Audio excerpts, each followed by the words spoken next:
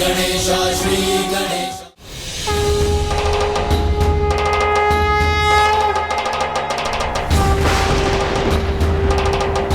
चोर चोर, मेरी पोटली को चोर लेके भाग गया।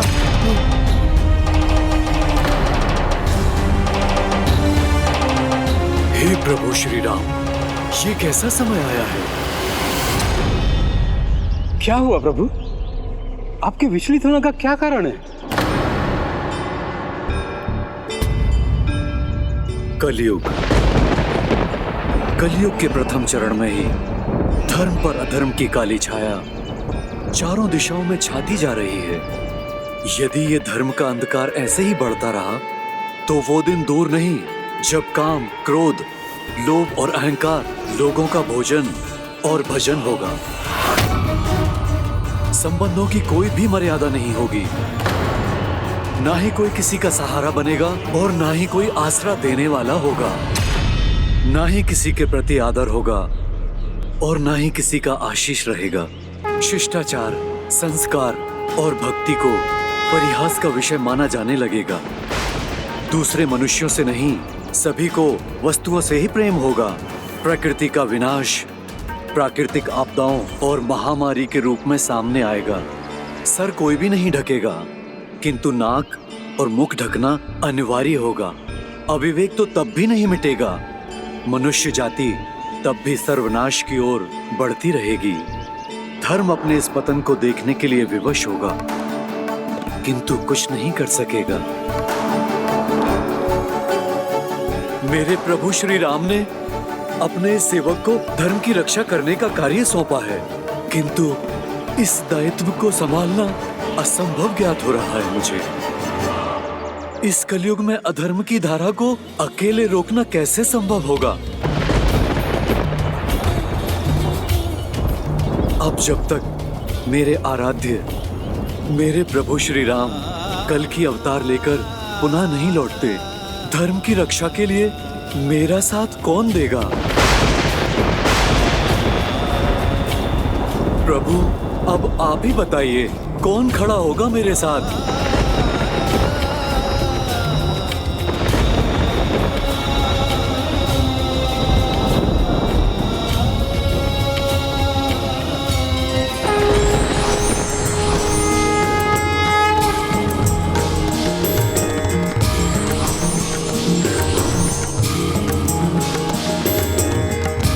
माता,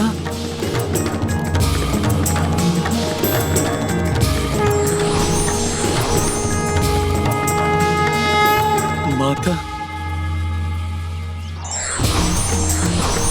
माता, आपके पदचाप का स्वर सुनकर मन शांत हो रहा है। माता, अपने इस भक्त को आप दर्शन दीजिए।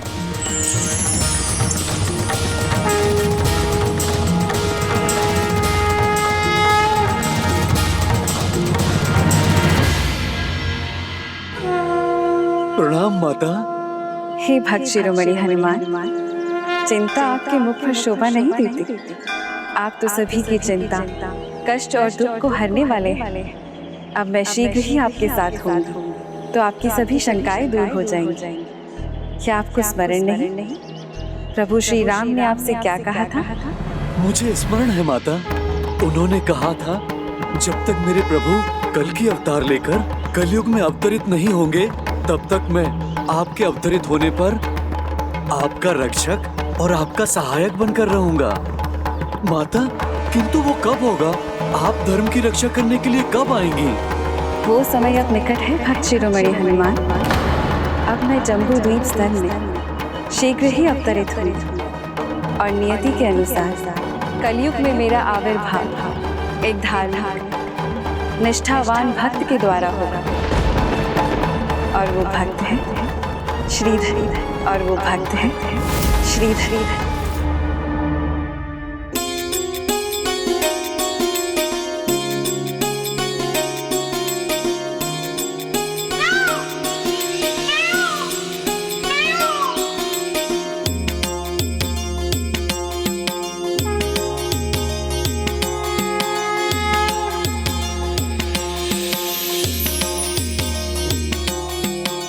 जय माता दी।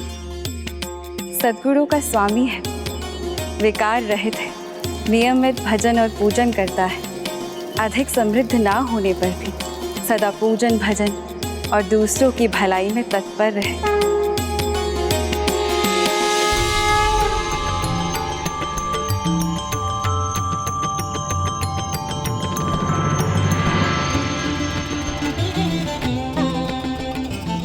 भिक्षाम दे, कुछ खाने के लिए दे दो।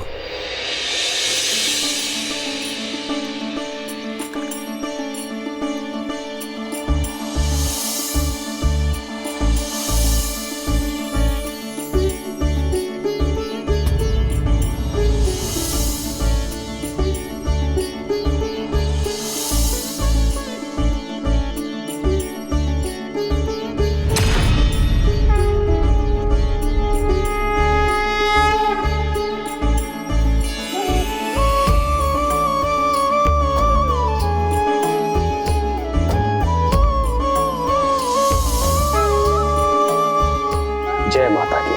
जय माता की।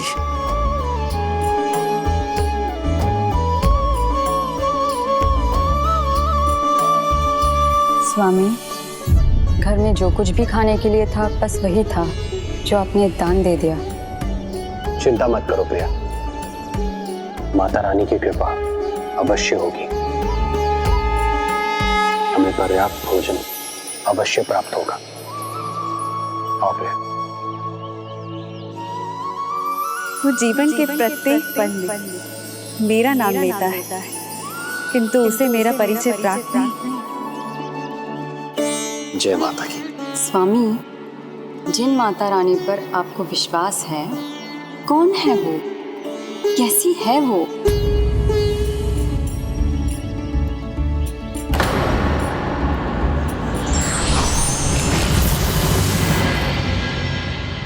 मुझे ज्ञात होता तो मैं आपको अवश्य बताता प्रिया, किंतु माता रानी का स्वरूप मैंने भी नहीं देखा, मैं तो उनका नाम भी नहीं जानता। लेकिन मुझे ये पता है माता रानी अपने भक्तों पर कृपा करती है। माता रानी का नाम मुझे बल देता है, मुझे उत्साह, उमंग और आशा से भर देता है। माता, ये कैसे विचित्रता है। वो भक्त जिसे आपका परिचय भी प्राप्त नहीं, वो आपका इतना अटूट भक्त भला कैसे हो सकता है?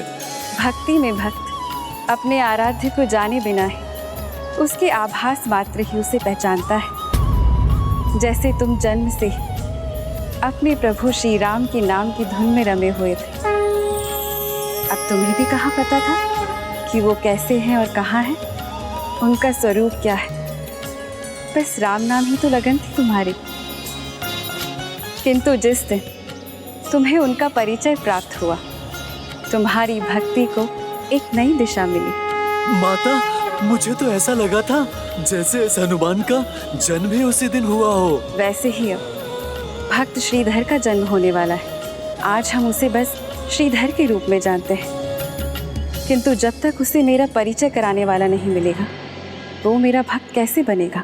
और मुझे भक्त नहीं मिला तो कलयुग में मेरा आविर्भाव कैसे होगा? इसीलिए हनुमान, ये अत्यंत महत्वपूर्ण कर्तव्य किसी को तो निभाना ही होगा। माता, मैं समझ गया, ये कर्तव्य मैं अवश्य निभाऊंगा। माता, आप तो बस आशीर्वाद दीजिए मुझे।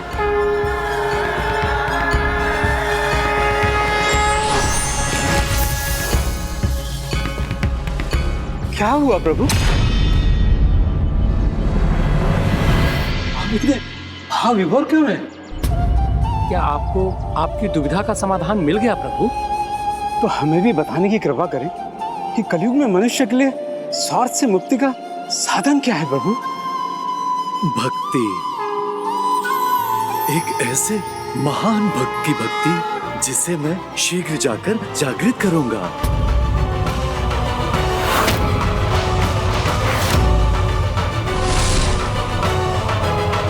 जय श्री राम। ये कार्य स्वयं हनुमान जी करने वाले थे? हाँ, उस दिन संसार के सबसे महान भक्त एक अन्य भक्त को प्रेरणा देने जाने वाले थे।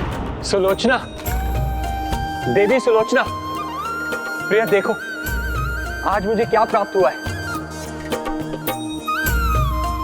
क्या हुआ? मैंने कहा था ना, माता रानी की कृपा से हमें पर्याप्त भोजन अवश्य मिलेगा।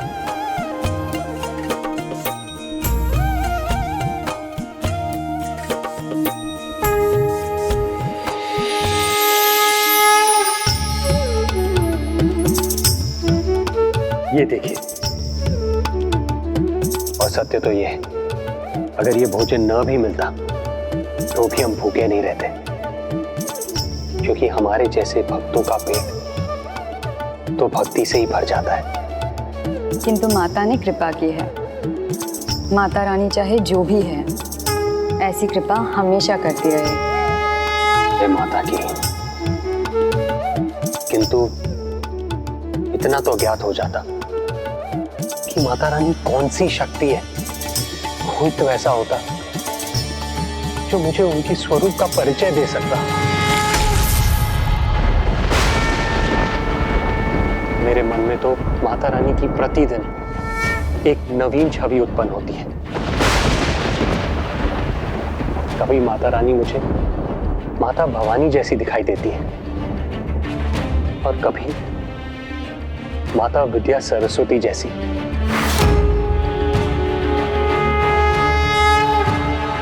और कभी कभी माता रानी का नाम लेते ही माता लक्ष्मी की आकृति आंखों के सामने आ जाती है। माता रानी का भक्त हूं, कभी ना कभी तो माता रानी का बुलावा स्वयं आ ही जाएगा मुझे।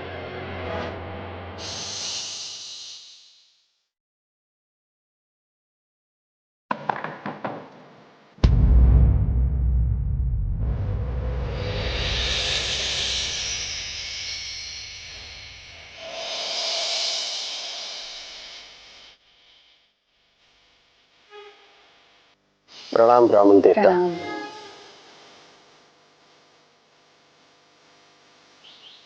मुझे नहीं पहचान सकेंगे आप? यहाँ पर आज ही आया हूँ। आपके घर से माता रानी का नाम सुना, इसीलिए खिंचा चला आया आपके द्वार।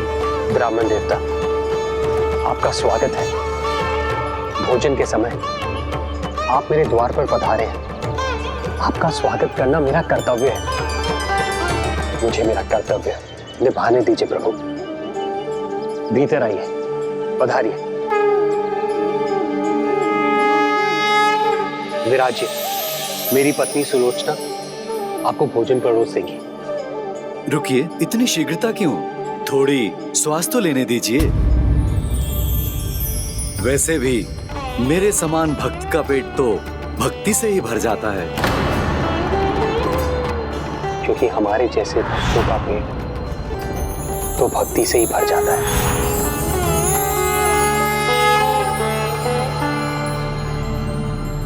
आप तो अंतर्यामी प्रतीत होते हैं। ऐसा लगता है जैसे माता रानी ने स्वयं आपको भेजा।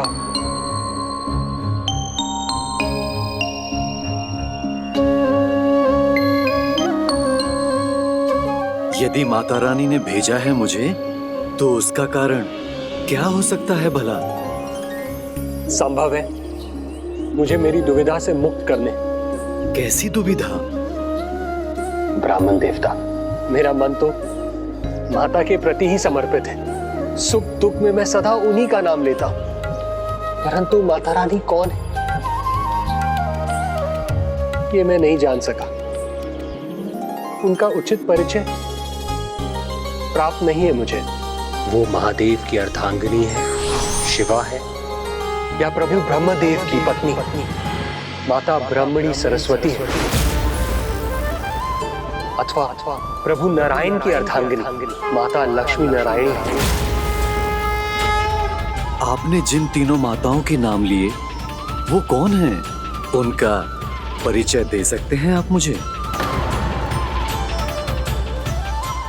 उनका मूल स्वरूप क्या है? क्या है उनका गूढ़ तत्व?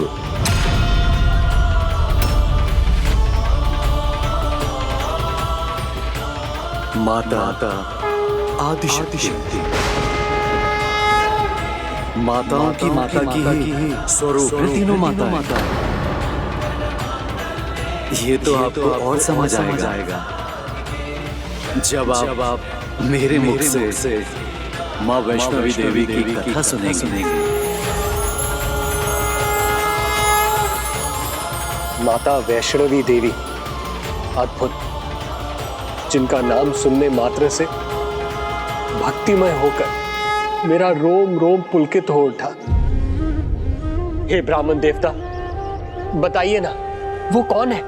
माता दुर्गा भवानी है या माता लक्ष्मी है अथवा माता सरस्वती की स्वरूप है माता वैष्णवी? आपके मन में जितने प्रश्न घुमड़ रहे हैं उन सभी का उत्तर आपको मिलेगा भक्त श्रीधर। मेरे मुख से माता की श्री कथा ध्यान से सुनिएगा।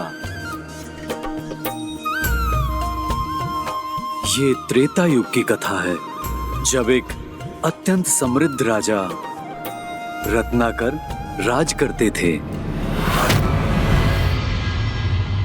इतने महान राजा थे रत्नाकर कि राजकाज के सभी कार्य वो प्रतिदिन संध्या में ही करके राजा का रूप त्याग कर एक साधारण भक्त का रूप धारण करते थे। राजा रानी दोनों ही माता शक्ति के महा उपासक थे। माता शक्ति की जय।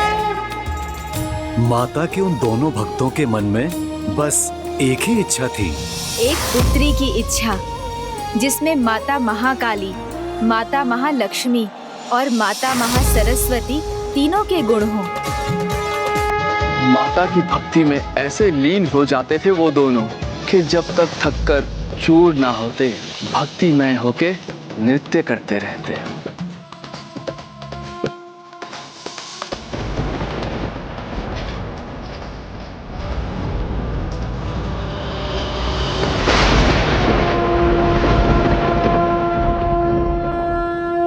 माता शक्ति की जय। माता शक्ति की जय। माता शक्ति की जय। उनकी भक्ति से प्रसन्न होकर माता ने कृपा की। शीघ्र महारानी ने गर्भ धारण किया और फिर जब वो जन्म देने के निकट थी तो एक रात्रि श्री मात्रे नमः, ओम श्री मात्रे नमः, ओम श्री मात्रे, ओम श्री मात्रे नमः, श्री मात्रे नमः, ओम श्री मात्रे नमः।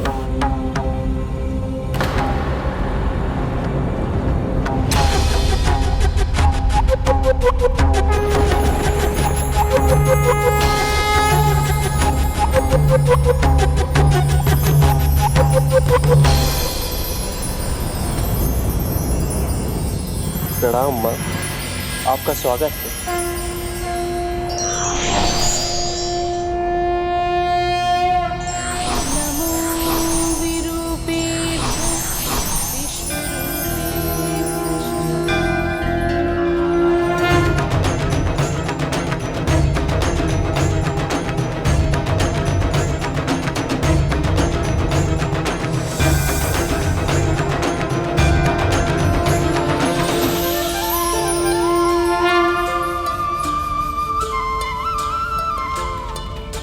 मैं आपका कैसे धन्यवाद करूं? मैं आपकी कृपा का पात्र बना, मेरा जन्म सफल हो गया। पुत्री रत्नाकर, मैं तुम्हारी इच्छा पूर्ण करने आई हूँ।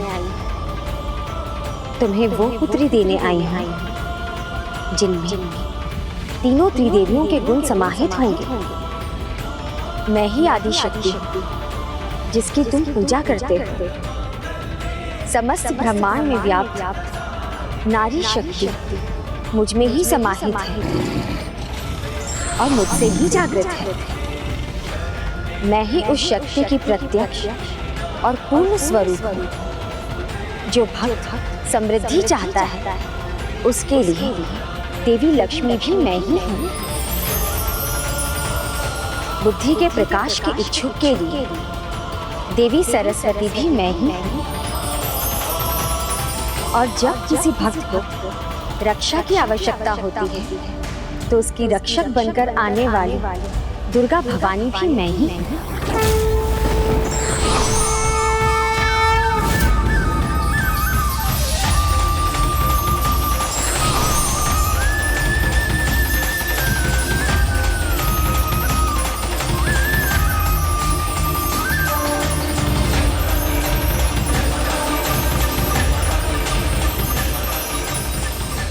आपके दर्शन से मेरा जीवन धन्य हो गया।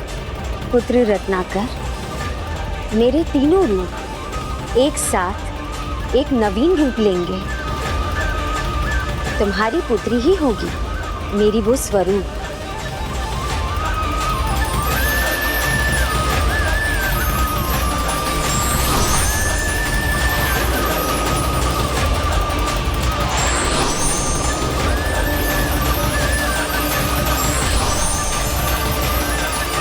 तुम्हारी पुत्री के रूप में मेरे स्वरूप का जन्म शीघ्र होगा और वो श्री हरि नारायण की परम भक्त होगी। धन्यवाद माता। प्रथमं शैलपुत्री च द्वितीयं ब्रह्मचारिणी तृतीयं चंद्रघंटेति कूष्मांडेति। महाराज, आपको पुत्री प्राप्त हुई है। स्वयं माता के समान दिव्यता से परिपूर्ण है ये। कात्यायनीति च सप्तमं कालरात्रीति स्वामी, हमारी पुत्री का नाम क्या होगा? नवमं सिद्धिदात्री च।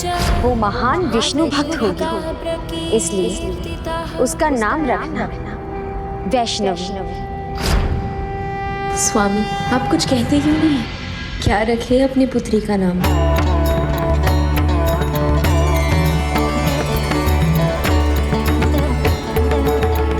हमारी पुत्री का नाम होगा वैष्णवी। वैष्णवी वैष्णवी वैष्णवी।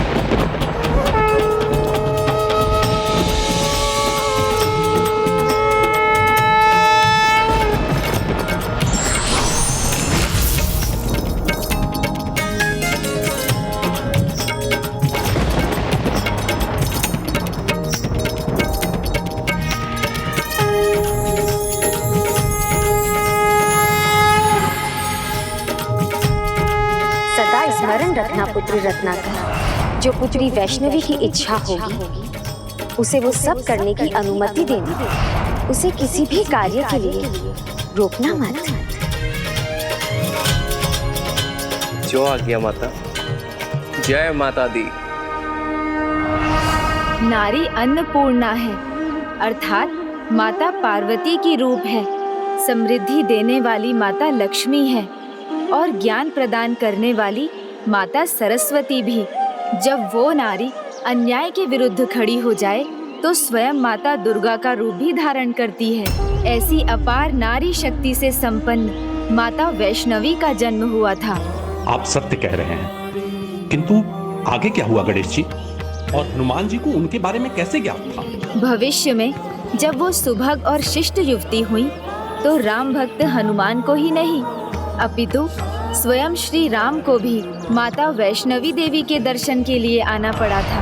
और जैसे जैसे वो बड़ी होती गईं, प्रभु श्री नारायण की भक्ति में डूबती चली गईं, और यहाँ तक कि प्रभु भक्ति के सिवाय उन्हें कुछ नहीं सूझता था। दिवस हो या रात्रि उनके मुख पर सदैव प्रभु विष्णु जी का ही नाम रहता था, और वो जो भी करती वो प्रभु विष्णु जी की पूजा और सेवा के लिए ही करती थी। विष्णवे नमः।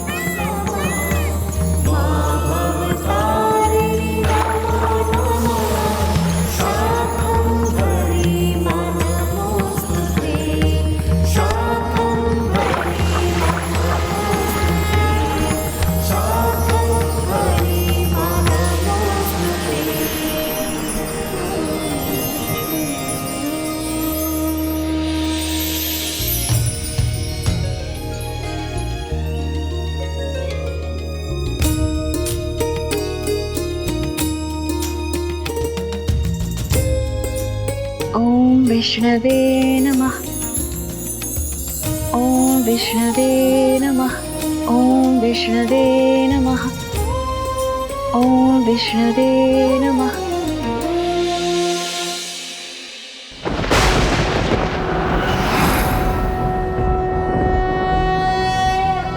शांताकारं भुजगशयनं पद्मनाभं सुरेशं विश्वाकारं गगनसदृशं मेघवर्णं शुभांगं लक्ष्मीकान्तं कमलनयनं ओम विष्णवे नमः।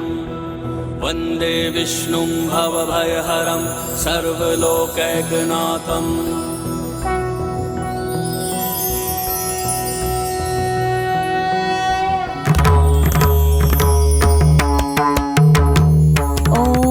मधुसूदनाय नमः।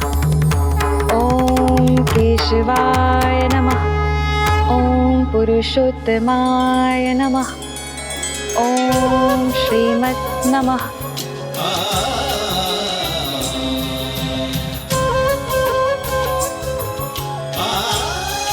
ओम मधुसूदनाय नमः। ओम केशवाय नमः।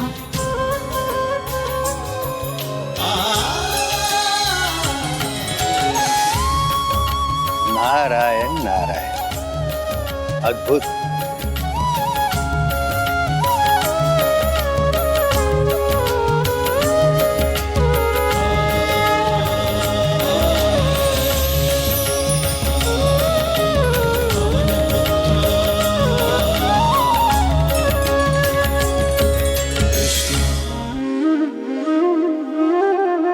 स्वामी, भोर से हमारी पुत्री वैष्णवी ऐसे ही भक्ति भाव के साथ प्रभु के सामने बैठी है, पलके तक नहीं झपकी है उसने। हमारी पुत्री विष्णु भक्त है, उसे अपने पूजा का पूर्ण अधिकार है, हमें उसमें हस्तक्षेप नहीं करना चाहिए देवी। दिन बीतते गए और इससे अनभिज्ञ माता उसी प्रकार प्रभु की प्रतिमा के पास बैठी रही। किंतु कितने दिन? पूरे 11 दिन।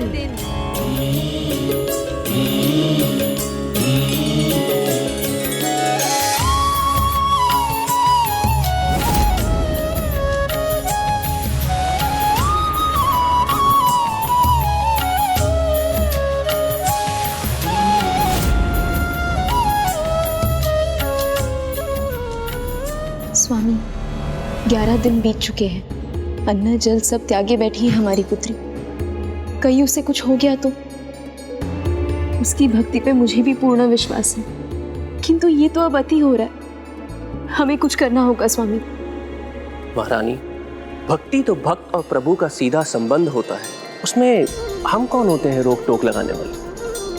वो पुत्री है मेरी, मैं उसे इस अवस्था में नहीं देख सकती स्वामी, नहीं देख सकती। महारानी,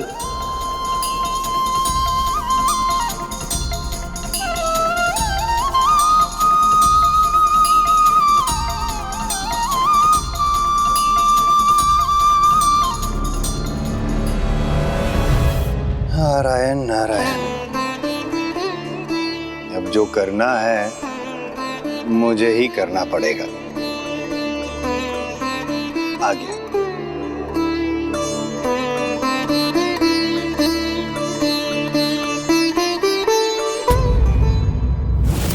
स्वामी, आप उसे नहीं रोकेंगे, किंतु बिना जल और अन्न के ऐसे कितने दिन जीवित रह पाएगी हमारी पुत्री? रहेगी देवी, अवश्य रहेगी। जैसे इस थाल में रखे दीपक बिना घृत के प्रज्वलित हैं, उसी तरह हमारी पुत्री की जीवन ज्योति को कुछ नहीं होगा।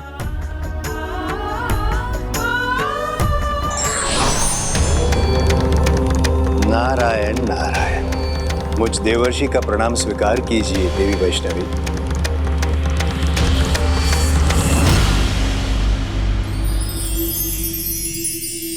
प्रणाम देवर्षि। आपको देखकर मेरे प्रभु के निकट होने का आभास हो गया। प्रभु के परम भक्त के दर्शन पाकर मैं कृतार्थ हुई। नारायण नारायण। क्या आपको प्रभु ने भेजा है? देवी, आपके मधुर स्वर का आकर्षण ही ऐसा है कि मैं स्वयं खींचा चला आया। मेरी भक्ति का आकर्षण, उसका मधुर स्वर मेरे प्रभु तक भी पहुंच पाता तो और भी अच्छा होता देवर्षि। नारायण नारायण। देवी, आपकी भक्ति के मधुर स्वर की गूंज प्रभु के निकट अवश्य होगी। उन्होंने भी आपको उनकी भक्ति में इस प्रकार अन्न जल का त्याग कर बिना पलक झपकाए डूबे हुए अवश्य देखा होगा। किंतु मैं तो बालपन से मेरे प्रभु की आराधना कर रही हूँ। तो मेरे प्रभु मुझे दर्शन देने क्यों नहीं आए देवर्षि? क्या हुआ देवर्षि? क्या इसका कोई अन्य कारण है? देवी,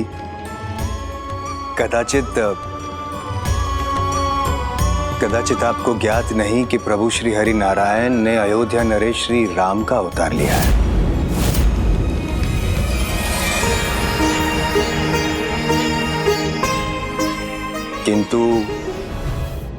किंतु वो 14 वर्ष के वनवास में है। मेरे प्रभु वनवास में है? मैं भी बन जाऊंगी, उनसे भेंट करूंगी, उनकी सहायता करूंगी, उनके सुख दुख को अपना बनाकर उन्हें दूर करूंगी, उनके सुख दुख की संगनी बन उनकी पत्नी बनूंगी, प्रभु श्री राम से विवाह करूंगी।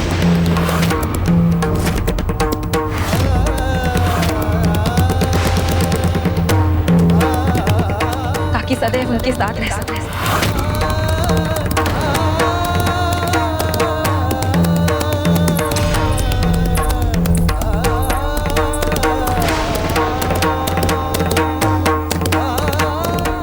प्रभु श्री राम ने तो एक पत्नी व्रत धारण किया है। ये कैसे संभव था? माता वैष्णवी देवी का विवाह प्रभु श्री राम से? क्या उनकी इस इच्छा से प्रभु श्री राम के मन में दुविधा उत्पन्न नहीं हुई?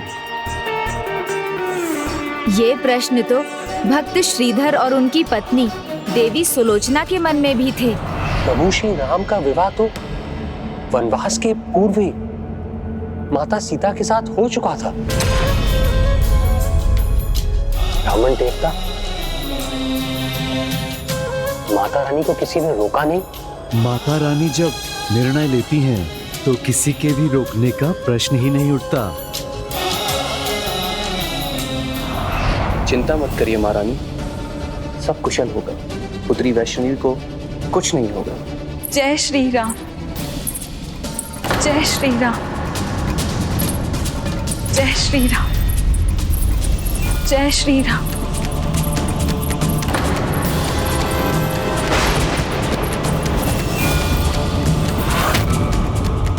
पुत्री वैष्णवी, पुत्री वैष्णवी, पुत्री वैष्णवी।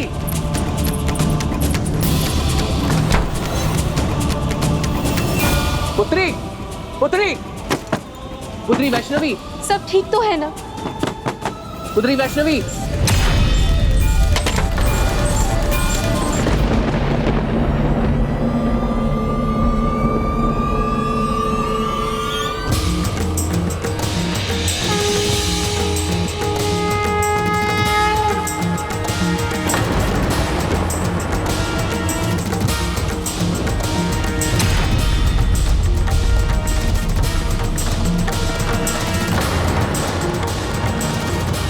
पुत्री, क्या कोई चिंता का कारण तो नहीं?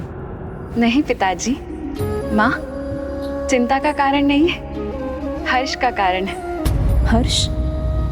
किंतु तुमने ये वेशभूषा क्यों धारण की है? माँ, जब मेरे आराध्य के अवतार मेरे प्रभु श्री राम वनवास का जीवन व्यतीत कर रहे हैं, तो क्या उनकी भक्त को राजभवन के सुख भोगना शोभा देगा? कदापि नहीं। ये तो मेरा सौभाग्य होगा, सुख दुख में प्रभु के साथ रहूं।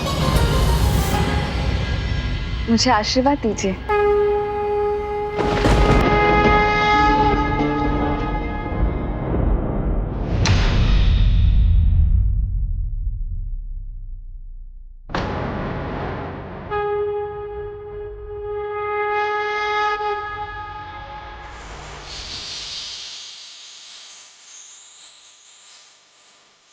जय श्री राम।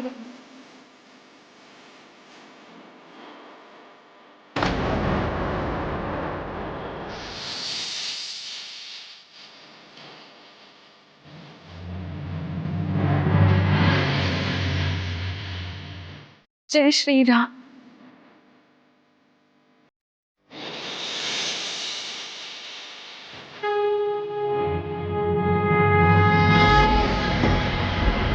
कहाँ है आप प्रभु?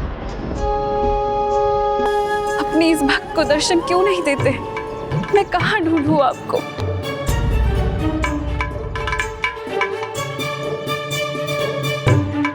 मेरा मार्गदर्शन कीजिए प्रभु, मुझे आप तक पहुंचने का मार्ग दिखाने की कृपा कीजिए।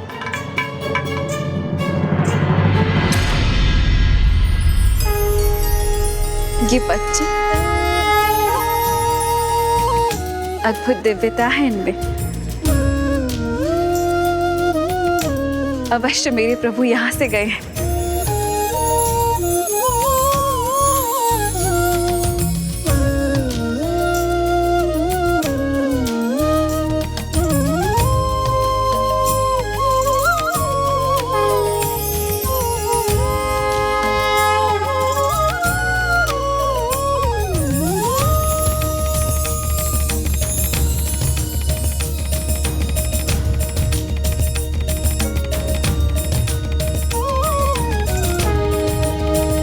मेरे प्रभु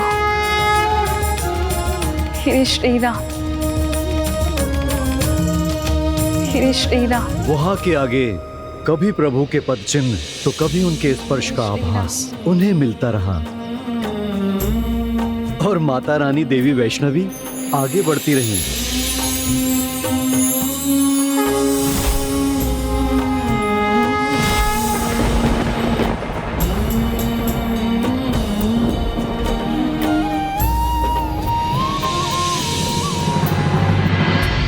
हे श्री राम।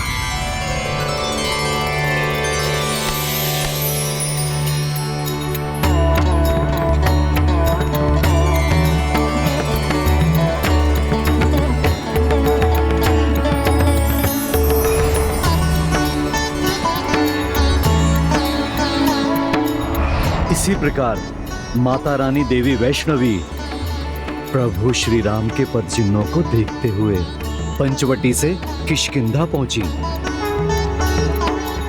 हाँ, भक्ति का पवित्र पावन धाम किष्किंधा, जहां श्री प्रभु राम के प्रमुख भक्त संकट मोचन महाबली हनुमान को प्रथम बार अपने प्रभु के दर्शन प्राप्त हुए।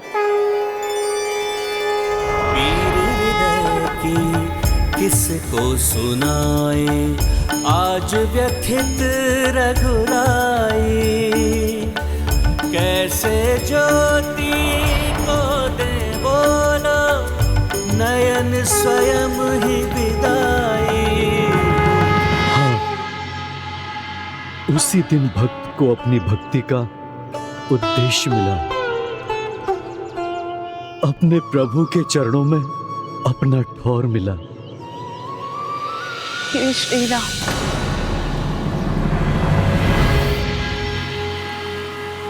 जय श्री राम, जय श्री राम।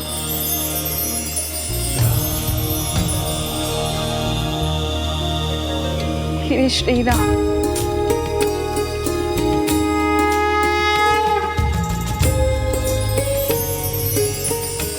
प्रभु, आपके स्पर्श से निशीला भी दिव्यता से भर गई है। जय श्री राम, जय श्री राम।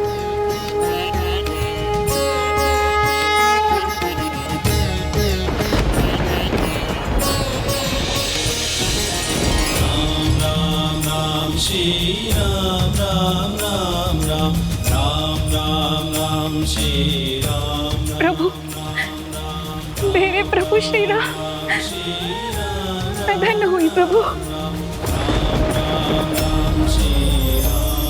प्रभु,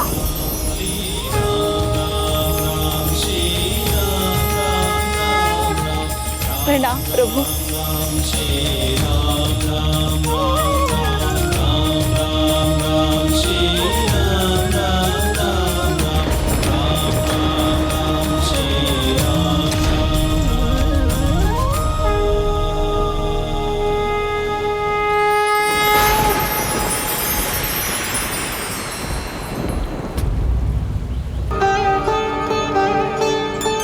आपके दिव्य दर्शन पाते समय आपकी दृष्टि दक्षिण की ओर थी, अर्थात मुझे उसी ओर जाना चाहिए। जय श्री राम।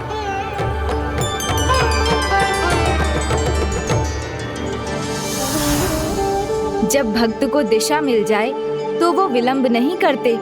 माता रानी देवी वैष्णवी उसी क्षण दक्षिण की ओर बढ़ गईं। तो अंततः प्रभु श्री राम से उनकी भेंट हो ही गई? नहीं, माता वैष्णवी के वहां पहुंचने के पूर्व ही प्रभु श्री राम लंकेश रावण से निर्णायक युद्ध करने हेतु लंका के लिए कूच कर चुके थे। अतः माता वैष्णवी ने वहीं रुककर उनकी प्रतीक्षा करने का निर्णय लिया। ओम वैष्णवे नमः। ओम श्रीमद् नमः। ओम मधुसूदनाय नमः।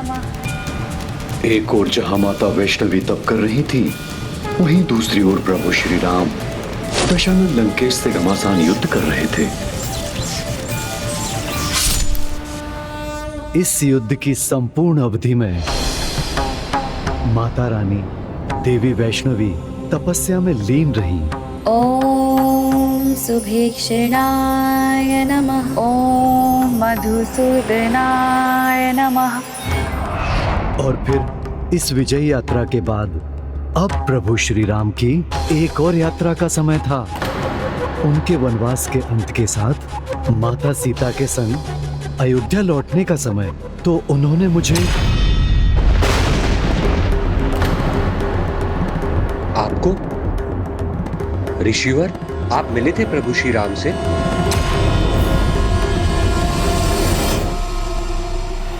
मेरा अर्थ है प्रभु श्री राम ने भक्त हनुमान को पहले ही भेज दिया, जिससे वो जाकर प्रभु के भ्राता भरत को सूचना दे सकें और तब पुष्पक विमान पर आरूढ़ होकर प्रभु माता सीता और श्री लक्ष्मण जी के साथ अयोध्या के लिए निकले। किंतु प्रभु श्री राम ने तो पुष्पक विमान में उड़ान भरी और माता वैष्णवी देवी धरती पर उनकी प्रतीक्षा कर रही थी। तो प्रभु ने उन्हें कैसे देखा? आशा और विश्वास से सब संभव हो जाता है। माता रानी भी विश्वास को स्थिर रख प्रभु की प्रतीक्षा में तपस्या करती रहीं। ओम पुरुषोत्तमाय नमः। ओम सुभीक्षणाय नमः। ओम श्रीमद् नमः। ओम केशवाय नमः। ओम मधुसूदनाय नमः। हनुमान जी ने प्रभु श्री राम के वनवास से लौटने की सूचना सबको दे दी, किंतु मार्ग में ऐसी घटना घटी जिसकी किसी ने कल्पना नहीं की थी।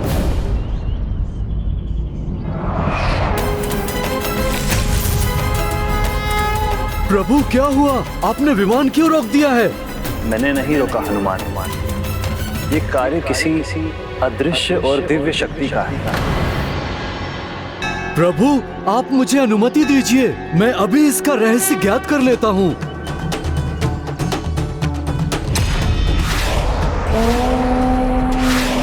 सुभीक्षणाय नमः। ओम पुरुषोत्तमाय नमः। कौन है यहाँ जो प्रभु के भक्ति भाव में इतनी डूबी हुई हैं? ओम पुरुषोत्तमाय नमः। ओम रामाय नमः। ओम पुरुषोत्तमाय नमः।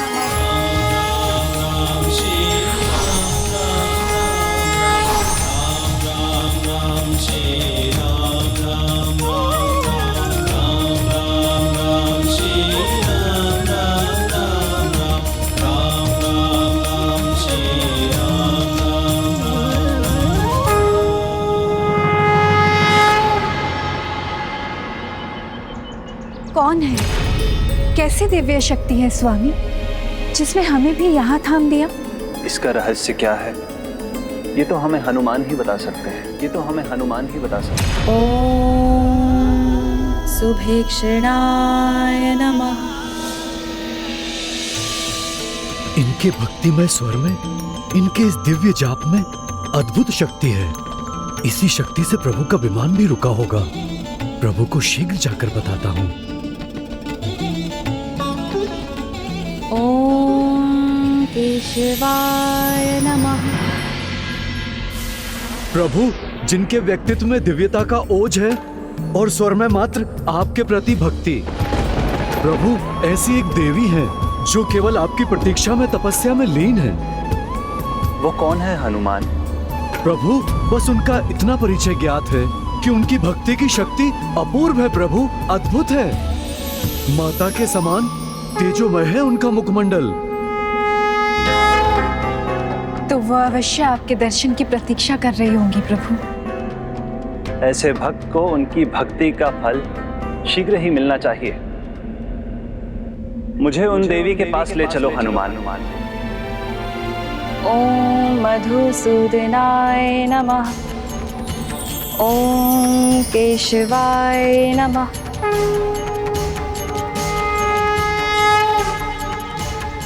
ओम केशवाय नमः। ओम विष्णवे नमः। ओम श्रीमद् नमः। ओम मधुसूदनाय नमः। ओम मधुसूदनाय नमः।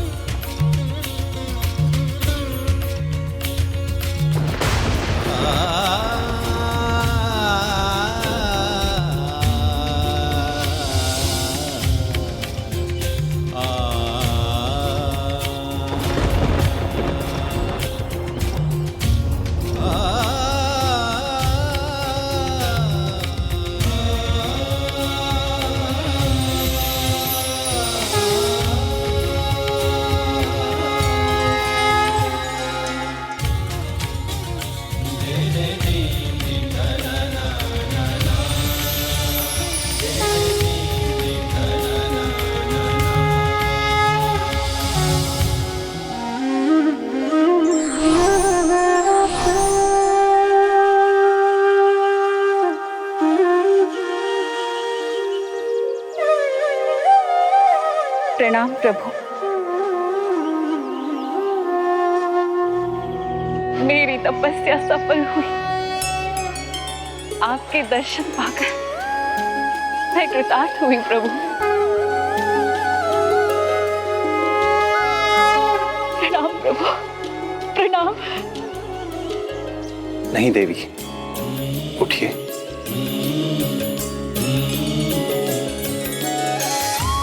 कृतार्थ तो हम हुए हैं देवी। आपकी तपस्या, आपकी भक्ति और आपकी श्रद्धा ने हमें आगे नहीं जाने दिया। मैं आपकी इस अटूट निष्ठा से बहुत प्रभावित हूं। अब भक्त की इच्छा ही मेरी भी इच्छा है।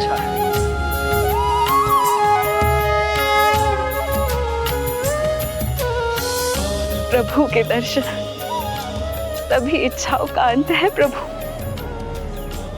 मैं तो बस आपके चरणों में रहने की इच्छुक हूँ। आपकी सहभागिनी बनकर,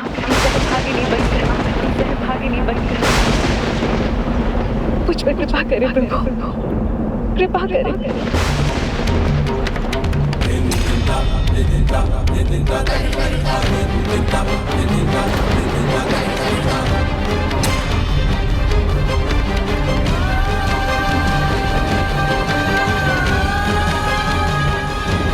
क्षमा कीजिए देवी, ये संभव नहीं है।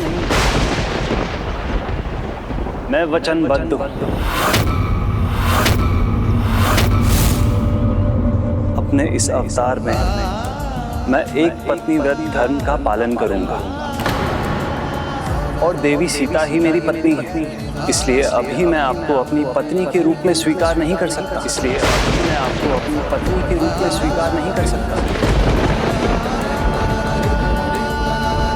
क्षमा कीजिए देवी, मैं वचनबद्ध हूं और देवी सीता ही मेरी पत्नी है। इसलिए अभी मैं आपको अपनी पत्नी के रूप में स्वीकार नहीं कर सकता। किंतु आप चिंता न करें, समय आने पर आपको आपकी तपस्या का फल अवश्य प्राप्त होगा। आपके आराध्य प्रभु श्री हरि नारायण आप पर कृपा वर्षा अवश्य करेंगे।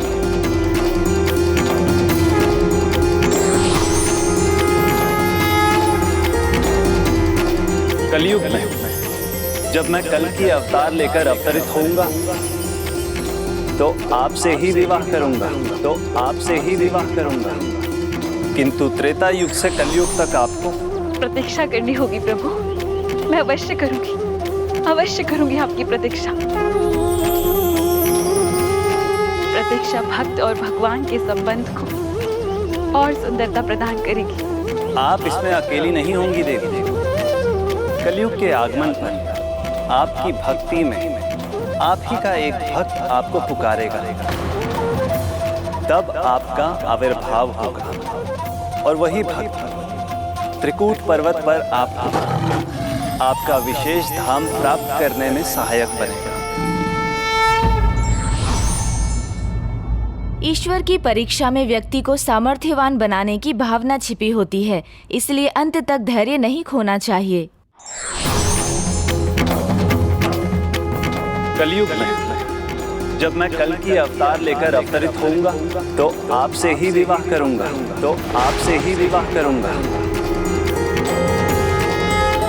मैं अवश्य करूंगी आपकी प्रतीक्षा। कलयुग के आगमन पर आपकी भक्ति में आप ही का एक भक्त आपको पुकारेगा, तब आपका आविर्भाव होगा और वही भक्त त्रिकूट पर्वत पर आपको आपका विशेष धाम प्राप्त करने में सहायक बनेगा। और मेरे परम भक्त श्री हनुमान सदैव अपने लंगूरिया रूप में आपकी रक्षा हेतु उपस्थित रहेंगे। त्रिलोचन कुटुंबिनी माता, आपके पावन धाम की और आपके पवित्र तीर्थ स्थान की रक्षा करने के लिए मैं सदैव तत्पर रहूंगा। जब तक मेरे प्रभु कल की अवतार धारण कर नहीं लौटते, मैं सदा आपका रक्षक बनकर वहीं पर रहूंगा। माता, आपके उस दरबार में जो भी भक्त सच्चे मन से और भक्ति से आपके दर्शन करने आएगा, आपकी कृपा उस पर होगी, उसकी इच्छा अवश्य पूर्ण होगी। आपके भक्त आपको माता रानी, माता वैष्णो देवी के नाम से जानेगा।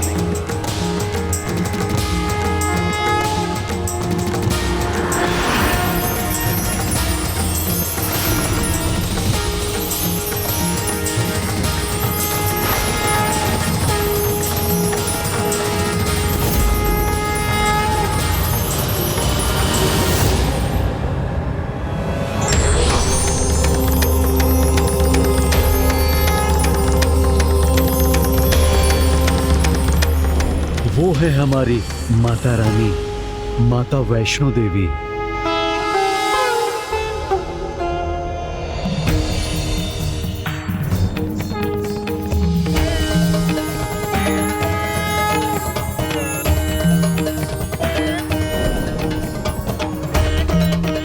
अद्भुत है माता रानी, अद्भुत है उनकी महिमा।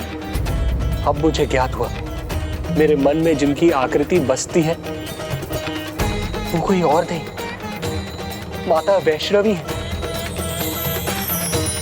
वो माता जिनमें तीनों माताओं का स्वरूप समाहित है। माता रानी सर्वथा अद्भुत है, सत्य है। और तब से कितने युग बीत गए, कलयुग भी आ गया, किंतु माता वैष्णवी आज भी प्रतीक्षा में है। और ये प्रतीक्षा केवल अपने प्रभु की नहीं, अपितु अपने महान भक्त की भी है। वो भक्त जो कलयुग में अपनी भक्ति से उनको उजागर करेगा, उन्हें उनके उचित धाम पर पहुंचने में उनका सहायक बनेगा। तब तो माता की प्रतीक्षा शीघ्र ही समाप्त होनी चाहिए। अपार सौभाग्य है उस भक्त का जो माता के प्रकट होने का स्वयं माध्यम बनेगा। आप अपनी भक्ति को कभी क्षीण मत होने देना। कौन जानता है माता के मन में क्या है? संभव है उनके वो भक्त आप ही हो।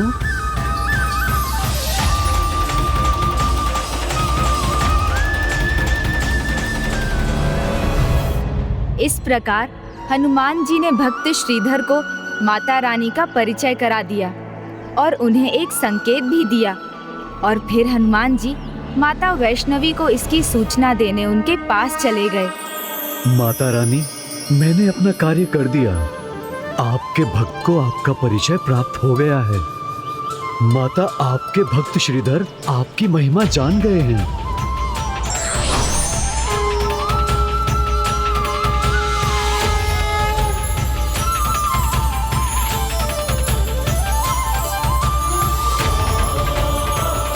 प्रणाम माता। माता, श्रीधर आपके विशेष भक्त हैं और उनका चुनाव सर्वथा उचित है। वो शीघ्र कलयुग में आपको उजागर करेंगे। योग्यता तो परीक्षा के बाद ही ज्ञात होती है हनुमान जी।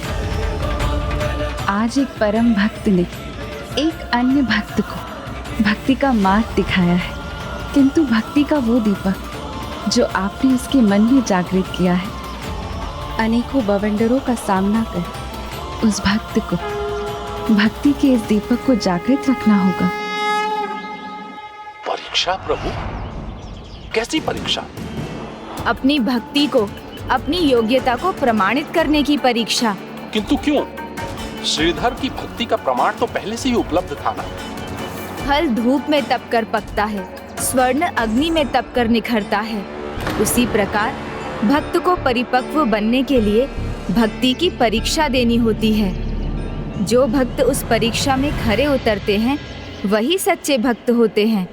और भक्त श्रीधर की भक्ति की सच्चाई की गाथा यहीं से आरंभ हुई।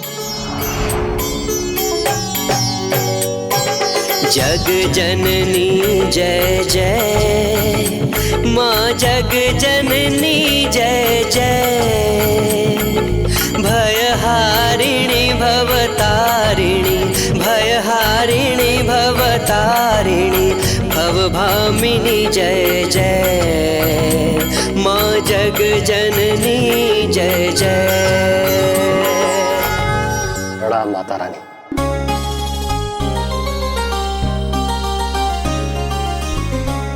प्रिया, मैं जा रहा हूँ। बाहर भोला भैया और नयन सुख जी मेरी प्रतीक्षा करते होंगे। रुकिए स्वामी, चुनरी लेकर ही जाइए, बस वो तैयार होने ही वाली है।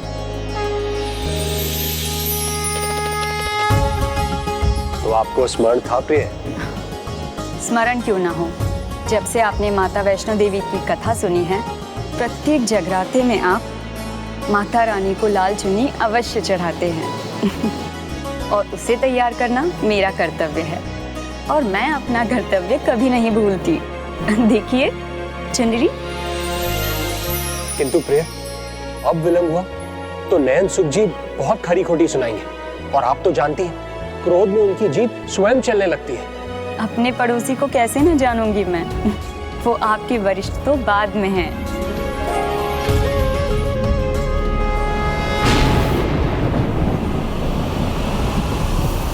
नयन सुख नाम है हमारा, तो नयन सुख हैं भी। बड़े बड़े राजा महाराजा पानी भरते हैं मेरे आगे।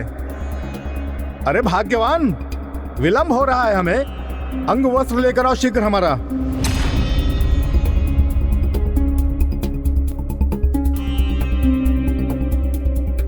देखो लल्ला, मैं तुम्हारे लिए क्या लाई हूँ।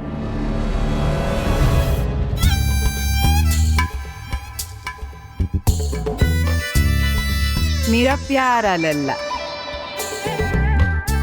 भाग्यवान, विलंब हो रहा है। विलंब तो मुझे हो रहा है अपने लल्ला को भोजन देने में। देखो लल्ला, मैं तुम्हारे लिए क्या लाई हूँ। मेवा है मेरे प्यारे लल्ला के लिए, है ना? नहीं नहीं, मुंह से निकालो अंगूठा। माँ, आप मुझे वचन दो कि मेवा चावल के बाद अच्छे अच्छे मिष्ठान भी दोगी ना माँ? हाँ, दोगी ना? हाँ हाँ, खिलाऊंगी ना, अवश्य खिलाऊंगी। मैंने अपने हाथों से जो बनाया है। मेरे लल्ला की इच्छा हो और मैं उससे पूरी ना करूं, ऐसा हो सकता है? चलो अब शीघ्र खाना खा लो, चलो। मैं नहीं खाऊंगा। भाग्यवान, मेरा अंग वस्त्र। हाँ, अच्छा है ना? अरे कब से चिल्ला रहा हूँ, मेरा अंग वस्त्र कहाँ है? लेकर के आओ शीघ्र। तो मैं भी एक ही बार चिल्ला कर कह रही हूँ, स्वयं ले लीजिए। पता तो है आपको कहाँ रहता है।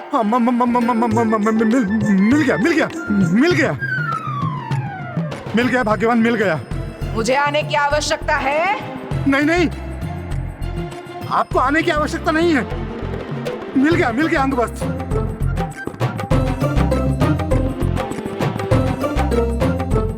कैसी भूल हो गई, अब कहीं विस्फोट न हो जाए। चुपके से निकल जाता हूँ, कहीं देख लिया तो और सुननी पड़ेगी।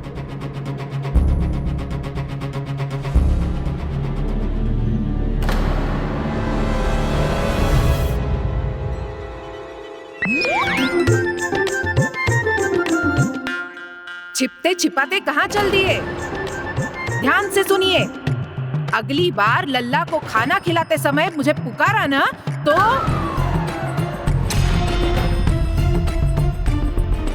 माँ नयन सुख से नयन दुख में बदल देंगी। क्या कर रहे हो? पिता हूँ तुम्हारा। वो मेरा प्यारा सा नन्हा सा बालक है, मेरा लल्ला है ना? बालक बोल रही है।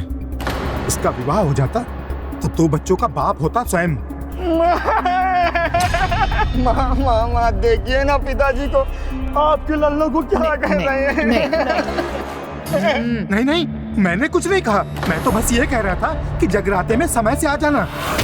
जगराते में विलंब से आना ठीक नहीं। ठीक है?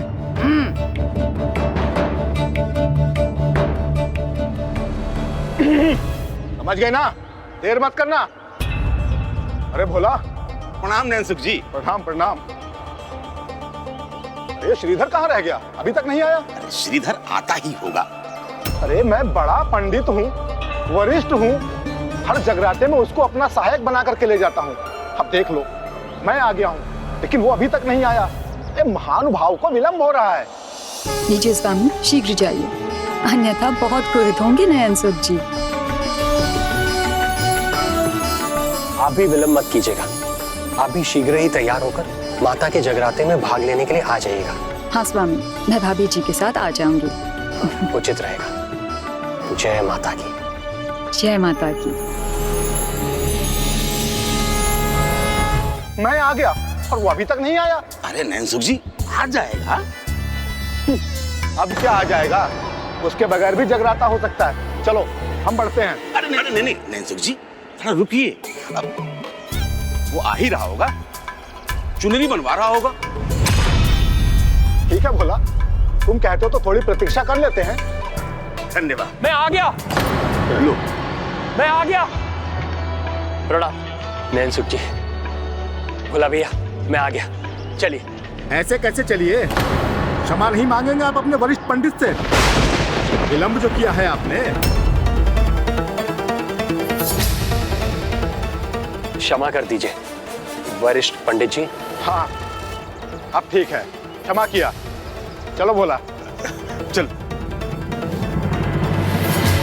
प्रणाम महाराज, पधारिए। यहाँ हम बस आपके ही प्रतीक्षा में थे, आइए। प्रणाम कीजिए, किंतु इधर वरिष्ठ पंडित मैं हूँ, ये तो सहायक है मेरे, अर्थात चेले हैं। प्रणाम। चलिए पधारिए।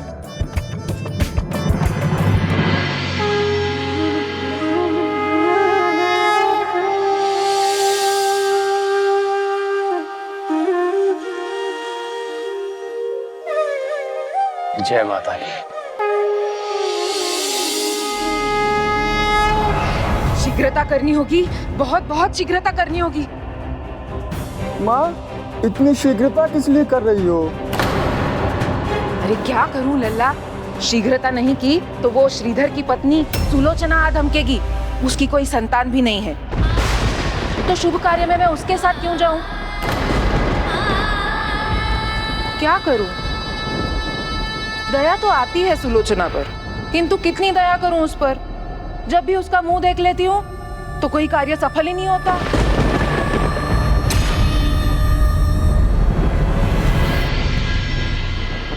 ओम अद श्री। रुको रुको, तुम पाठ मत करो। मुख्य पंडित मैं हूं, तो पाठ कौन करेगा? मैं करूंगा। तुम आचमनी पकड़ो और दीपक में घृत डालो।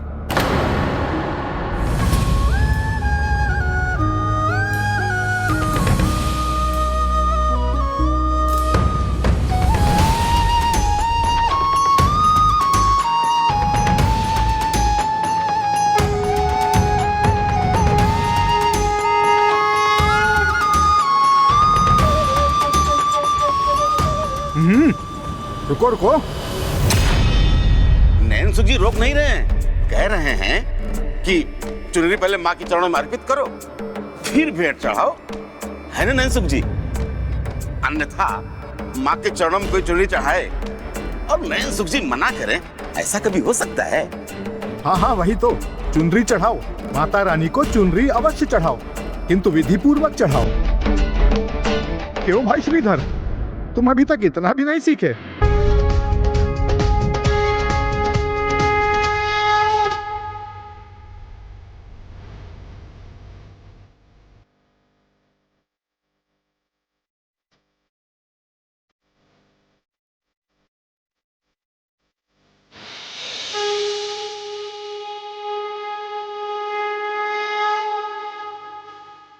माता रानी की जय।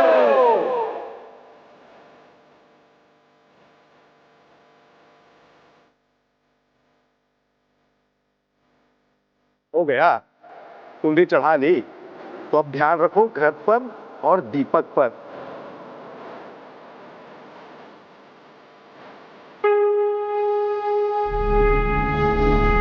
ओम अथ श्री दुर्गा सप्तशती पाठ प्रारंभ।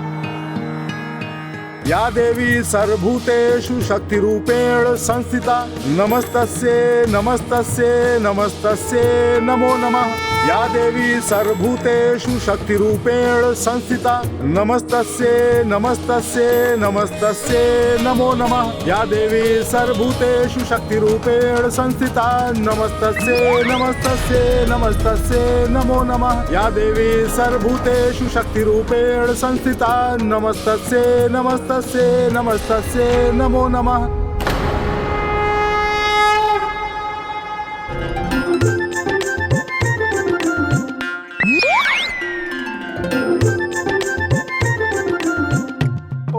ओम का काली, ओम जयंती भद्रकाली। भाभी आ गई तो सुलोचना कहाँ रह गई? शक्ति रूपेण ओम का काली भद्रकाली, सर्वभूतेषु शक्ति रूपेण संस्थिता। या देवी सर्वभूतेषु शक्ति रूपेण संस्थिता, भद्रकाली महाकाली। लगता है बापू नैनसुख के नैनों के सामने अंधकार सा छा गया है, इनकी स्मरण शक्ति खो गई है। ओम ओम काली शक्ति रूपेण ओम का काली बाबा। मंत्रोच्चारण भी नहीं कर सकते, स्वयं को पंडित बुलाते हैं। सबके नैनों में गिर जाएंगे आज हम, इन नैनसुख के कारण। ऐसे बाप हैं ये, अपने बेटे की नाक कटवा देंगे।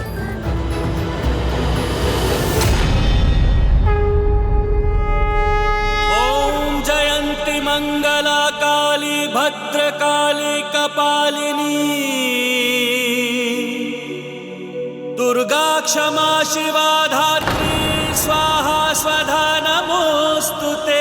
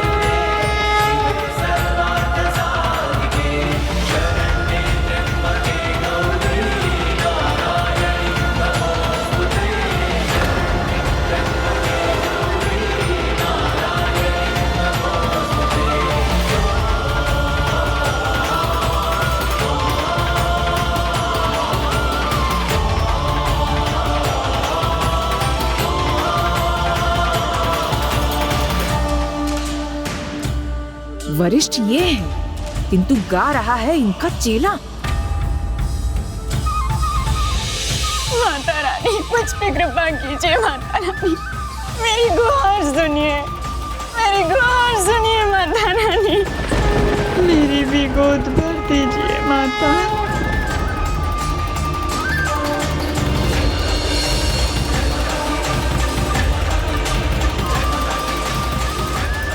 सुलोचना कहाँ है? आई तो अवश्य होगी, किंतु दिखाई क्यों नहीं दे रही है?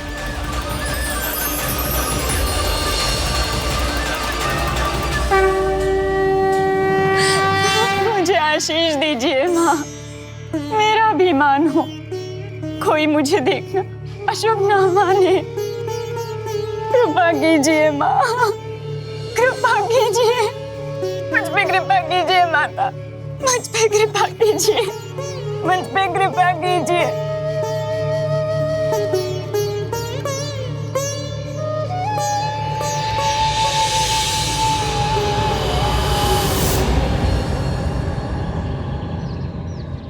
माता रानी की, बोलो शेरा वाली माता की, सांचे दरबार की।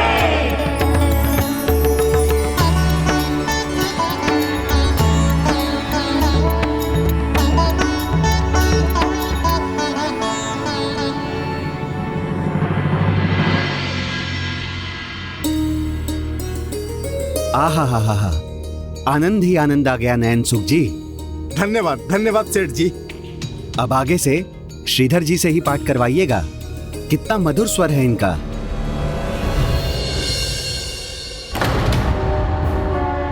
हाँ हाँ, सब कुछ मेरा ही सिखाया हुआ है, अन्यथा श्रीधर को आता ही क्या है।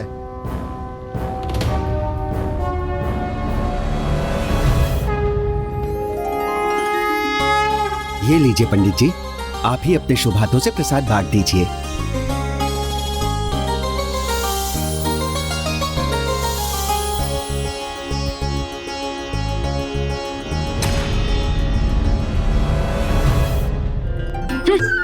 अपना स्थान भी नहीं संभाल सके। पिताजी घर चलिए, माँ आपको सिखाएगी और मैं आनंद लूंगा। भाग्यवान, प्रसाद तो ग्रहण करो। तू भी ले बेटा। बापू हम तो प्रसाद ले लिए, लेकिन प्रसाद आपको भी घर पे मिलेगा, वो भी विशेष प्रसाद। प्रसाद लेने के लिए तैयार है ना नयन सुख जी? चलो लल्ला, घर में मिलते हैं बापू। ये लीजिए श्रीधर जी, आप संभावना प्राप्त कीजिए। ये भी लीजिए।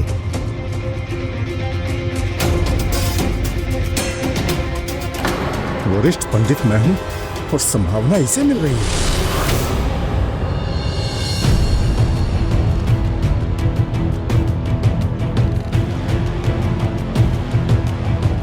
वाह श्रीधर, मुझको छोटा दिखाकर खुद को बड़ा बनाना चाहते हो। सब समझ रहा हूं मैं तो आपका सम्मान करता हूं, आप मेरे वरिष्ठ। वरिष्ठ? वरिष्ठ तो ऐसे बोल रहा है जैसे अपशब्द बोल रहा है। वरिष्ठ को गिराने में समय नहीं लगाया तुमने। समय बीता जा रहा था, सब देख रहे थे, मुझे लगा आप मंत्र भूल गए, इसीलिए आपकी सहायता के लिए। क्या कहा तुमने? सहायता? सहायता तुमने अपने लिए की है, मुझको छोटा दिखा करके। बड़ी संभावना प्राप्त की ना तुमने, यही तो चाहते थे तुम।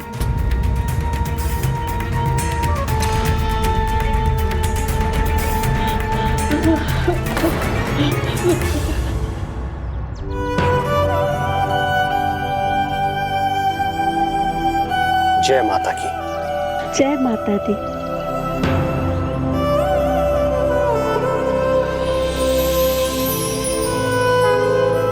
जय माता की। जय माता दी।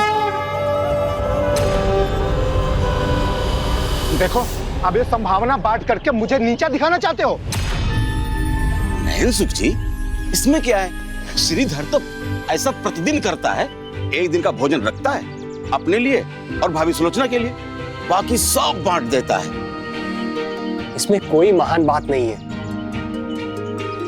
माता रानी की कृपा से मिली दान दक्षिणा मैं उन्हीं के भक्तों को दे देता हूँ। हाँ हाँ, तुम तो बांट सकते हो, क्योंकि बचाने का कोई लाभ भी तो होना चाहिए। अरे बचाना तो उनको पड़ता है जिनकी कोई संतान होती है, भरा पूरा परिवार होता है। तुम्हारे तो ना कोई आगे है और ना कोई पीछे, तुम तो कुछ भी कर सकते हो।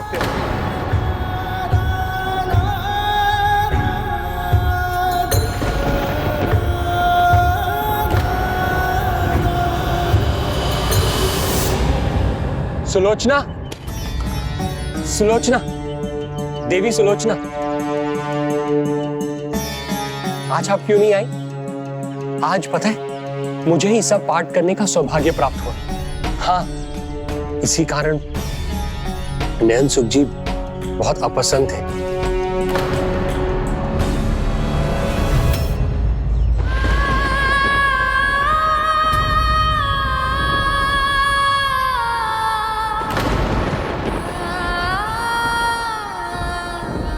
आप रो रही थी? सब कुशल तो है? सुलोचना आ धमकेगी, उसकी कोई संतान भी नहीं है, तो शुभ कार्य में मैं उसके साथ क्यों जाऊं? जब भी उसका मुंह देख लेती हूँ तो कोई कार्य सफल ही नहीं होता। जिसे संतान का सुख प्राप्त नहीं, वो शुभ कार्यों में भला कैसे भाग ले सकती है?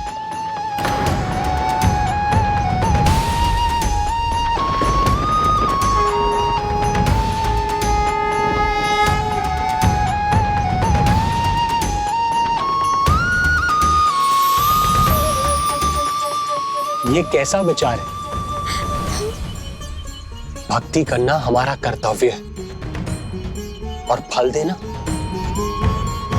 माता का। माता रानी की लीला कौन जानता है, वो कब हम पर कृपा करेंगी।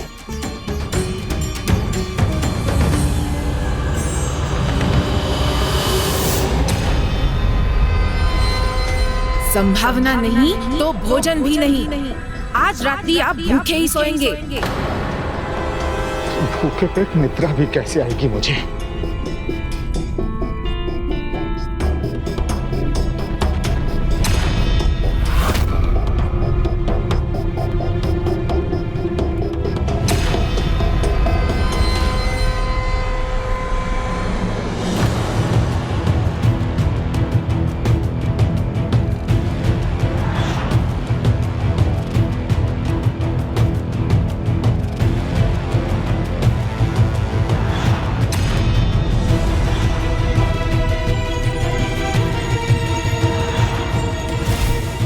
मेरे इस कष्ट का कारण ये दुष्ट श्रीधर है। आनंद ही आनंद आ गया नैन सुख जी। अब आगे से श्रीधर जी से ही पाठ करवाइएगा। कितना मधुर स्वर है इनका। आज तुमने जो कार्य किया है ना श्रीधर, इसका परिणाम तुम्हें अतिशीघ्र भुगतना पड़ेगा।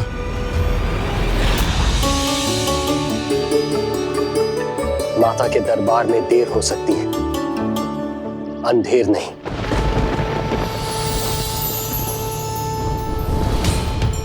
जो हुआ है और जो होगा, सभी में माता की इच्छा नियत है। संभव है हमें अभी कुछ अत्यंत महत्वपूर्ण कर्तव्यों का निर्वहन करना हो, और तभी संतान की प्राप्ति होगी। बस माता रानी पे विश्वास रखिए।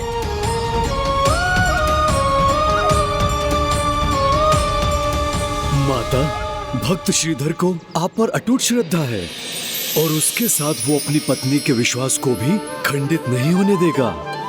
माता, महान है उन दोनों की भक्ति और उनका विश्वास, और इसी विश्वास के कारण वो मेरे प्रथम चमत्कार का अनुभव करने वाला है। किंतु गणेश जी, अब क्या होने वाला था भक्त श्रीधर के साथ? एक बहुत बड़ा चमत्कार। कैसा चमत्कार प्रभु?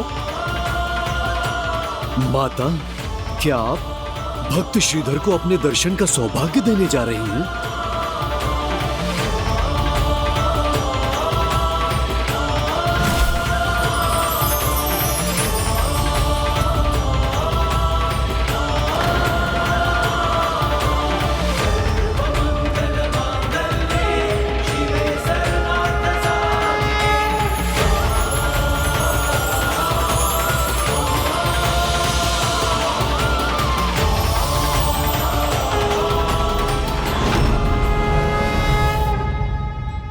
भगवान को पाने का एक ही मार्ग है, सच्ची भक्ति। और जब एक भक्त अपने भगवान की भक्ति में रम जाता है तो फिर उसके भगवान उससे दूर कैसे रह सकते हैं। अब श्रीधर को भी उसकी भक्ति का फल शीघ्र मिलने वाला है।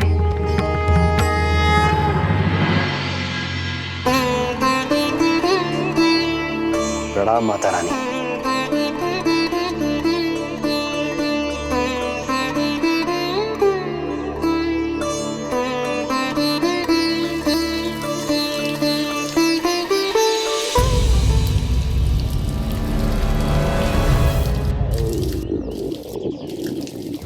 भूखे पेट भक्ति में कैसे ध्यान लगे।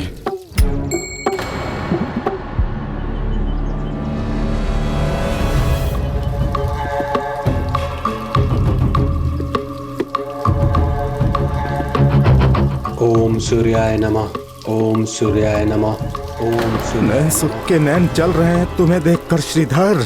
जितना भूख से मैं तड़पा हूँ अब तुम्हें भी उतना ही तड़पना होगा। ओम सूर्याय नमः, ओम सूर्याय नमः, ओम सूर्याय नमः। जय माता की। मैं यहाँ क्रोध में जल रहा हूँ और ये मुस्कुरा रहा है। नितंबजित भूधरां। जय माता की। मैं जानता हूँ श्रीधर तुम्हारी प्रसन्नता का कारण कल तुमने मुझे नीचा दिखाया इसलिए ना। जय माता की।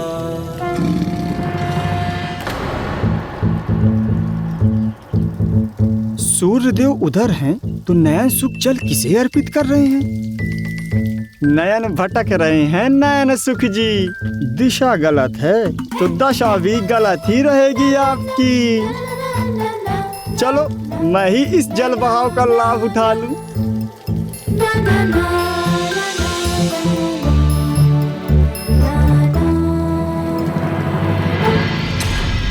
किंतु अब अधिक दिन प्रसन्न नहीं रह सकोगे श्रीधर। मेरे अपमान का परिणाम तुम्हें भुगतना ही पड़ेगा। बुद्धि कम है तो अधिक प्रयोग मत कीजिए नयन सुख जी। कहीं आपका मस्तिष्क इस जल कलश के समर खाली ना हो जाए। जल कलश तो जल से रिक्त हो गया और ये दुष्ट इसने मुझे बताया तक नहीं।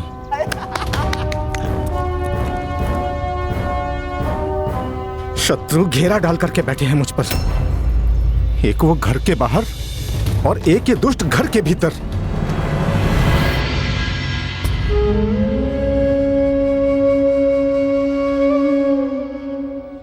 प्रिय, तुम इतनी उदास क्यों बैठी हो? आज अभी तक एक भी न्योता नहीं आया, ना पूजा पाठ के लिए ना ही जागरण के लिए। और यदि आए भी तो कल की घटना के बाद नैनसुख भैया आपको तो नहीं ले जाएंगे ना? नैनसुख, अपने नैन खोलकर विचार करो, कोई उपाय करो उसे अपनी टोली से बाहर करने का।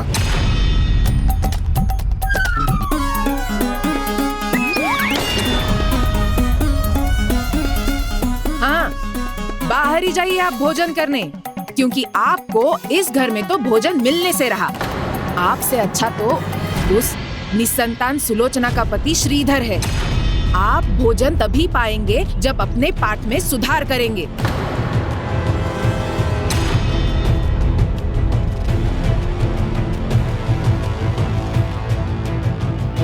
कुछ तो करना ही होगा।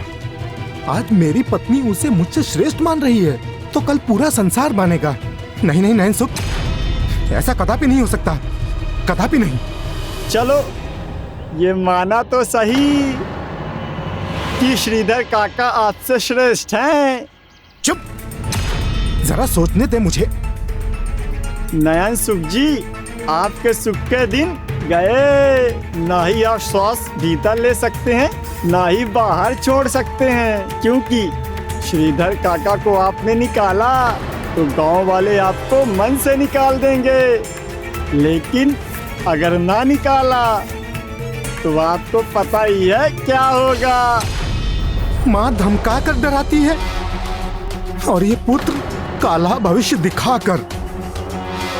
अब तो कुछ जोड़ तोड़ करना ही पड़ेगा। कुछ तो खिचड़ी पकानी ही पड़ेगी।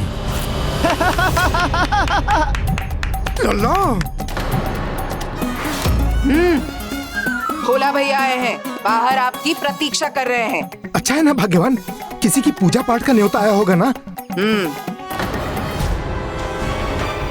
कुछ भी हो जाए श्रीधर को साथ नहीं ले जाऊंगा।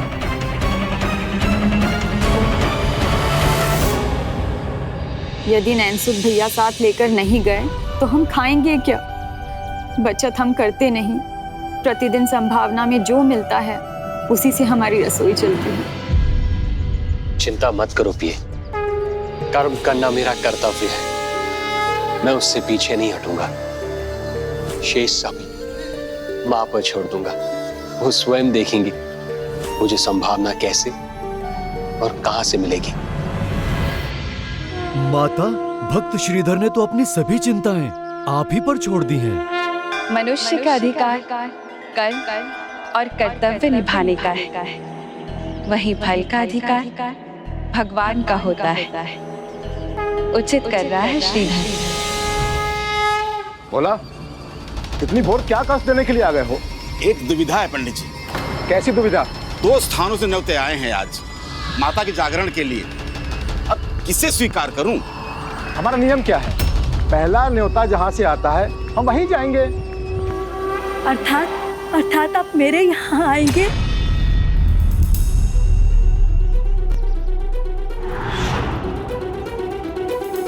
जो स्वयं दूसरों के दान पर पलती है वो भला क्या संभावना देगी? इसके यहाँ गए तो खाली हाथ ही लौटना होगा।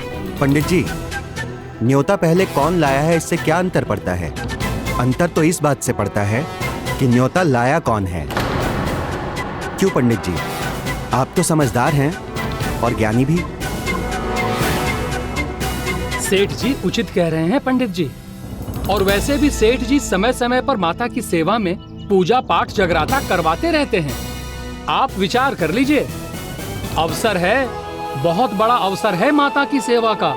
हाँ, मेरे यहाँ आएंगे तो सब पाएंगे, सेवा कर उचित मेवा पाएंगे, धन धान्य फल आदि सब मिलेगा आपको। आपकी पूजा को देख मेरे मन में भी माता का जगराता कराने की इच्छा उत्पन्न हुई। बस मृत्यु से पहले मेरी ये इच्छा पूर्ण हो जाए, यही इस वृद्धा की आस है पंडित जी। इच्छाओं के लिए साधन है तुम्हारे पास? नहीं ना? केवल बोल देने से नहीं होगा, तुम्हारे सामर्थ्य से बाहर है माता का जगराता। उसका स्वप्न देखना छोड़ दो, जाओ अपने घर जाओ। निर्धन लगती है ये वृद्धा, पर पता नहीं कितना धन छुपा के रखा है। एक बार पूछ तो लो। वृद्ध माता, आपके वहां संभावना में क्या मिलने की संभावना है? क्योंकि अगर वो नहीं मिली तो आपको पूजा का पुण्य प्राप्त नहीं होगा। आपके प्रश्नों का उत्तर तो इनके शांत रहने से मिल ही गया, किंतु अब मेरे प्रश्नों का उत्तर दीजिए। क्या आपको मेरा न्योता स्वीकार है? हाँ सेठ जी, हम अवश्य आएंगे। किंतु नियम भंग करना उचित नहीं है। प्रथम निमंत्रण जहाँ से आया है हमें वहां जाना चाहिए। जगराता का अधिकार वृद्ध माता को है, हमें इनकी अंतिम इच्छा पूरी करनी चाहिए। मैं आपसे गुहार लगाती हूँ, मेरे घर में माता का जगराता करा के मेरी ये इच्छा पूर्ण कीजिए पंडित जी। नैनसुख जी, आपको वृद्ध माता का न्योता स्वीकार करना चाहिए।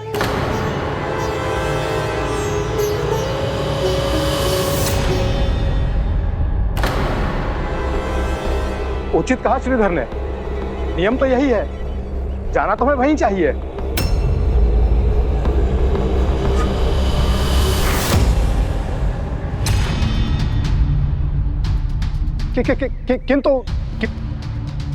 किंतु किसी यजमान को निराश और दुखी करना भी तो ठीक नहीं है। तो ऐसा समाधान निकालना होगा जिससे सभी संतुष्ट हो, अर्थात 2 टोली बना करके दोनों घरों में पूजा करानी होगी। वृद्ध माता को कल का जगराता बहुत भाया था, तो श्रीधर को उनके घर जाकर के पूजा करा देनी चाहिए और मैं और भोला सेठ जी के वहां चले जाएंगे क्योंकि बड़ी पूजा है तो अधिक लोगों की आवश्यकता पड़ेगी ना। उचित है। प्रणाम पंडित जी, मैं आपकी प्रतीक्षा करूंगा। आपका बहुत बहुत धन्यवाद। वही निर्णय हो गया। सेठ जी के वहां से जो कुछ थोड़ी बहुत संभावना मिलेगी वो मैं और भोला बांट लेंगे और वृद्ध माता के वहां से जो कुछ भी तुम पाओगे तुम अकेले अपने घर लेकर के जाना।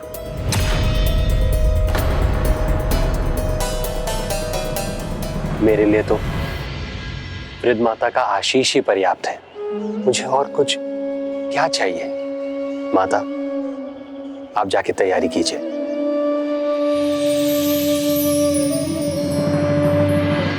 चिंता मत करो श्रीधर, अवश्य वृद्ध माता ने स्वर्ण मुद्राओं का ढेर छिपा करके रखा है, सब दे देगी तुम्हें। माता रानी जो चाहेगी वही मिलेगा मुझे।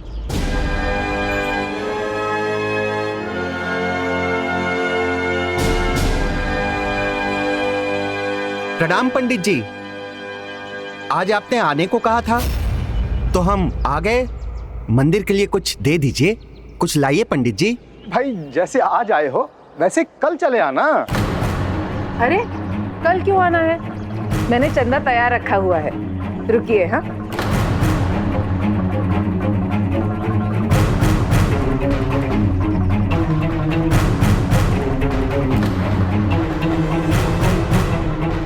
लीजिए, दीजिए उन्हें। रजत मुद्राएं, वो भी 4-4। हाँ दे दूंगा, अवश्य दे दूंगा। अरे तुम यहाँ क्यों खड़ी हो धूप में? भीतर जाओ भाग्यवान, भीतर जाओ।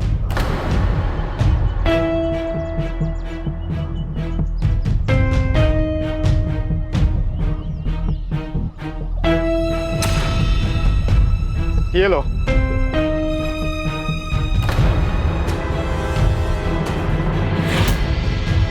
ये क्या कर रहे हैं पंडित जी?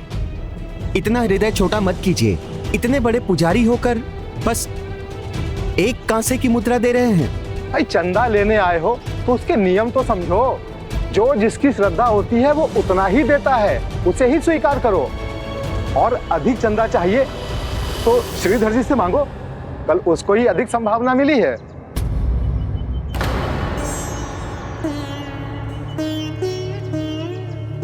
आज मेरे पास कुछ नहीं है, पर आज पाठ में जो भी संभावना मुझे मिलेगी वो कल मैं आपको अवश्य दे दूंगा।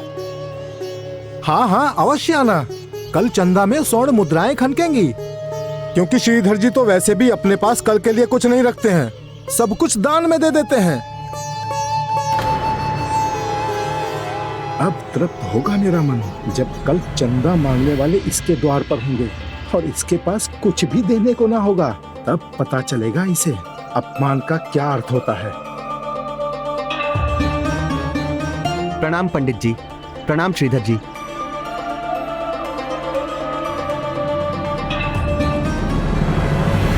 बापू, बापू नैन सुख जी, इतना सुखी मत रहिए।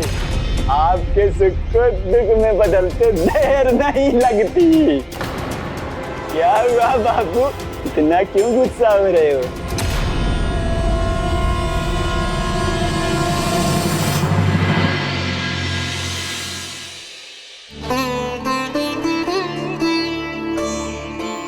ये लीजिए स्वामी, ये चुनरी ले जाइए। सुलोचना, आज तुम भी चलो मेरे साथ। बोला भैया तो नयन सुख जी के साथ गए। दुर्गा माता के कार्यों में तुम मेरी सहायता कर देना। सुलोचना आ धमकेगी, उसकी कोई संतान भी नहीं है, तो शुभ कार्य में मैं उसके साथ क्यों जाऊं?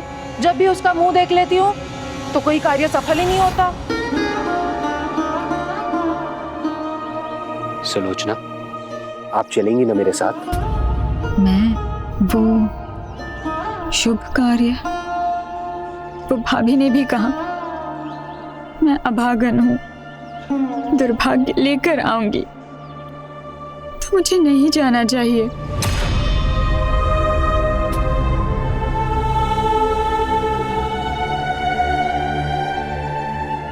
सुलोचना, संतान ना होने से कोई अभागी या अभागा नहीं हो जाता। दोष मुझ में भी हो सकता है और किसी के कहने से कुछ नहीं होता। आज नहीं है, कल तो हो ही सकती है संतान। तनिक विचार करो, जगत जननी माता पार्वती, जिनकी जहां दृष्टि पड़ती है वहां शुभता आती है, उन्हें भी संतान कोख से प्राप्त नहीं हुई, और वो संपूर्ण जगत की माता और जननी है। इसीलिए व्यर्थ के नियमों में ध्यान मत दीजिए और भक्ति की लौ जगाए रखिए। चलिए सुलोचना।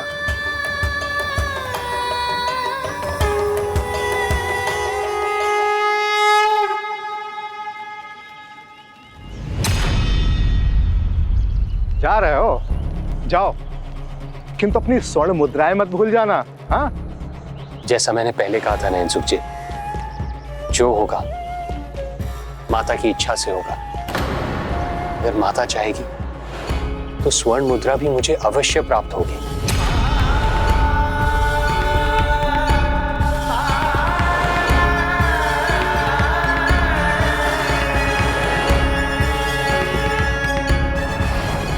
अभी एक प्रमाण देना शेष है श्रीधर को।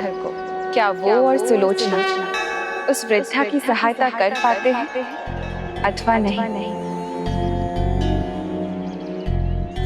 प्रणाम, पधारिए, आपका स्वागत है। आइए आइए पंडित जी, आइए। आज आनंद आ जाएगा।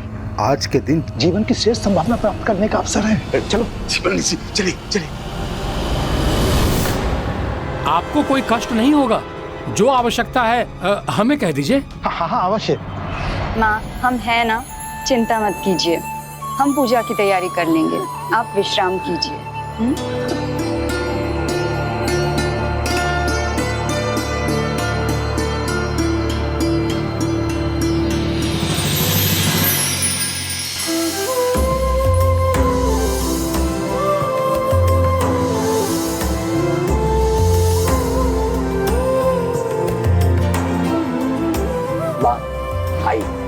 माता रानी को चुनरी चढ़ाई।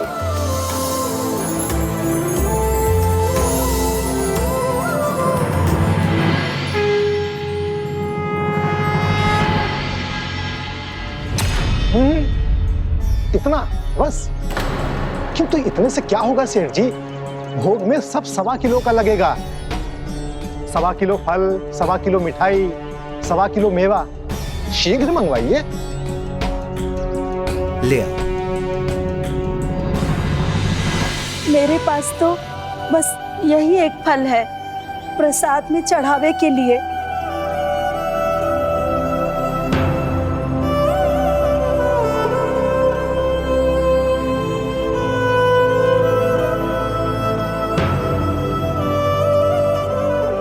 जय माता की। पेड़ के जड़ में नियमित जल डालने से वो जल सबसे ऊंची टहनी तक भी पहुंचता है। उसी प्रकार सच्चे भक्ति भाव से अपनी भक्ति को सींचने से वो भक्ति ईश्वर तक अवश्य पहुंचती है। इसीलिए फल एक हो या 100, इससे कोई अंतर नहीं पड़ता।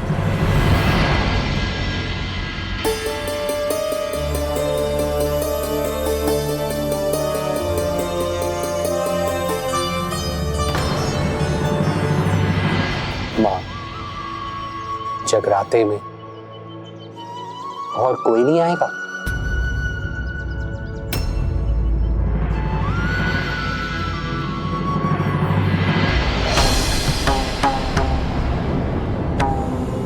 अतिथि आ गए हैं तो प्रारंभ करें, अन्यथा मुहूर्त निकल जाएगा। कुछ समय प्रतीक्षा कर लीजिए, कुछ अतिथि आ रहे हैं। हाँ बोला, जितने अधिक अतिथि आएंगे उतना अधिक चढ़ावा चढ़ाएंगे। आने दो। अवश्य सेठ जी। मुझ गरीब वृद्धा के यहाँ कौन आएगा भला? माँ, जिसके घर में इतनी श्रद्धा से पूजा होती है, वहां अतिथि आए ना आए, स्वयं भगवान चले आते हैं। मैं पूजा आरंभ करता हूं।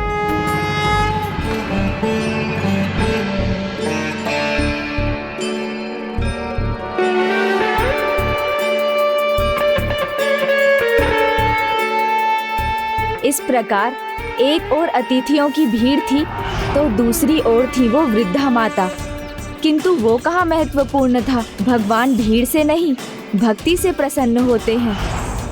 और पूजा आरंभ हुई तो एक ओर नयन सुख ने ढोंग आडंबर की झड़ी लगा दी, तो वहीं दूसरी ओर श्रीधर ने माता रानी के जागरण का आरंभ तारा रानी और उनकी बहन रुक्मन की भक्तिमय कथा से किया, जिससे जीवन में ये सीख मिले कि दुष्कर्मों का फल जन्म जन्मांतर तक भोगना होता है और सुकर्मों का पुण्य ही नहीं मिलता, अपितु सत्कर्म करने से पूर्व के पाप भी मिट जाते हैं।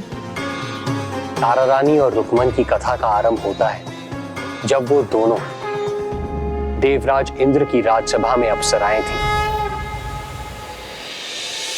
तारा जो भी करती थी पूरी एकाग्रता से करती थी।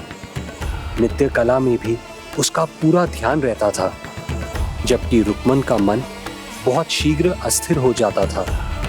किंतु साथ में जब दोनों बहनें नृत्य करती थीं, तो संपूर्ण स्वर्ग आनंद से झूम उठता था।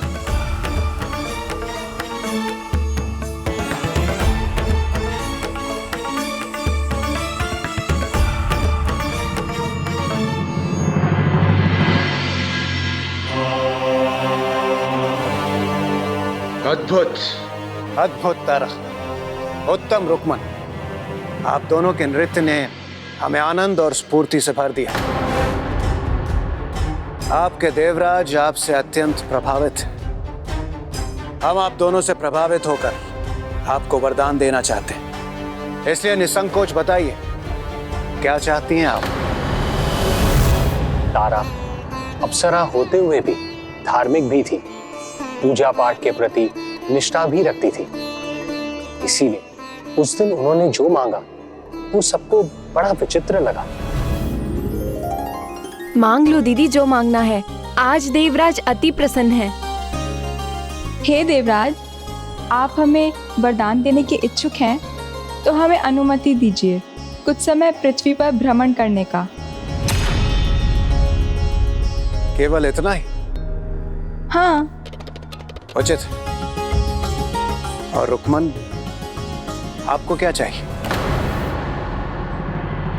पृथ्वी भ्रमण का वरदान दीदी तारा ने अवश्य कुछ सोचकर ही मांगा होगा। अवश्य वहाँ स्वादिष्ट भोजन मिलेगा और वो आनंद मिलेंगे जो मात्र पृथ्वी पर ही प्राप्त हो सकते हैं। तो मुझे भी पृथ्वी पर ही जाना चाहिए। मुझे भी वही अनुमति चाहिए देवराज जो आपने दीदी को दी है। उचित, जैसे आप दोनों की इच्छा। और फिर दोनों अप्सरा बहनें देवराज इंद्र की अनुमति पाकर पृथ्वी भ्रमण के लिए निकल गए।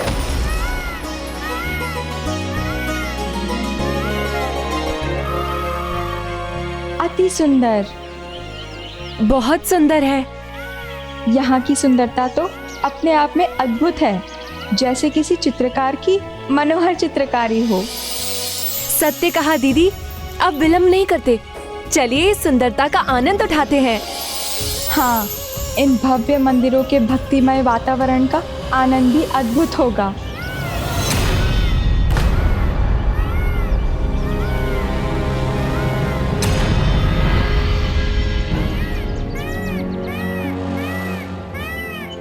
मुझे लगा आप उपवन की बात कर रही हैं। उपवन तो स्वर्गलोक में भी है रुक्मन, लेकिन इतने दिव्य और भव्य मंदिर नहीं है। तो आप पृथ्वी पर मंदिरों की यात्रा करने भर आई हैं बस? हाँ, और भला यहाँ आने का क्या कारण है? उचित है, पहले मैं मंदिर जाकर दर्शन कर लेती हूँ, फिर पृथ्वी के स्वादिष्ट भोजन का आनंद उठाऊंगी। आओ बहन, चलो।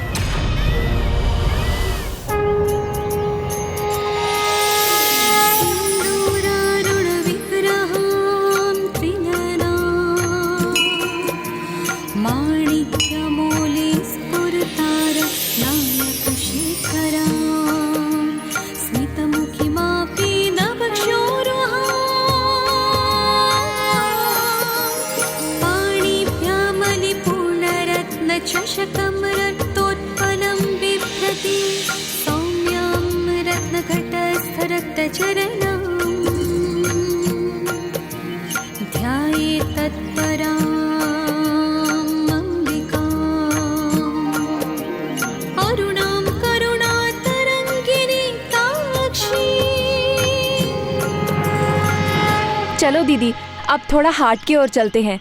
वहाँ स्वादिष्ट पकवान मिलेंगे जो स्वर्ग में नहीं मिलते।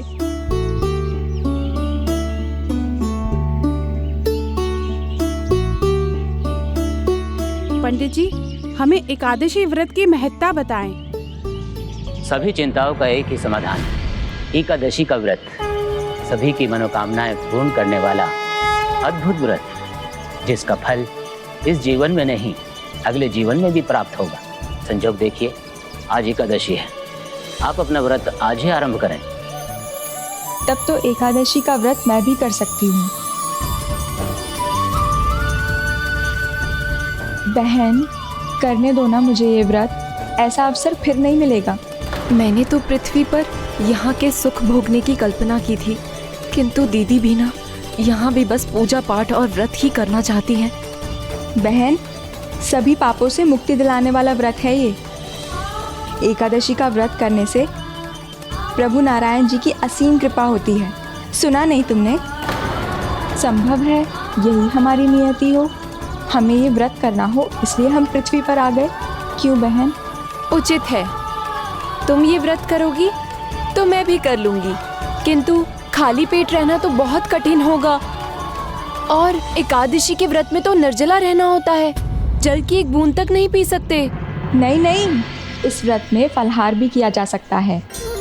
उचित है, फिर हम दोनों करेंगे व्रत। धन्यवाद बहन, मेरी तो बस यही मनोकामना है कि हर जन्म में तुम ही मेरी बहन बनो। लेकिन बहन, तुम मुझसे एक वादा करो कि तुम अपने चंचल स्वभाव को अपने ऊपर हावी नहीं होने दोगी, इस व्रत से पीछे नहीं हटोगी और ये व्रत जरूर पूरा करोगी। वचन देती हूँ दीदी, किंतु हाँ, फलाहार के लिए फल का चुनाव मैं ही करूँगी। तो चलो ना, फल लेकर आते हैं। नहीं दीदी, आप मंदिर के भक्ति में वातावरण का आनंद उठाओ, फल मैं ले आऊंगी। देवी तारा मंदिर में रुकी रही, पूर्ण विधि विधान से पूजा करती रही, लेकिन उन्हें भी इस बात का ज्ञान न था कि उनकी बहन रुक्मन से उसके जीवन की सबसे बड़ी भूल होने वाली थी।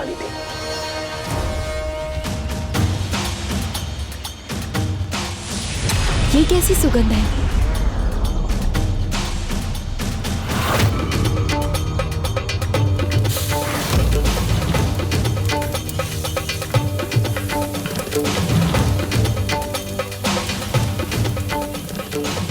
अवश्य कुछ बहुत स्वादिष्ट पक रहा है वहाँ।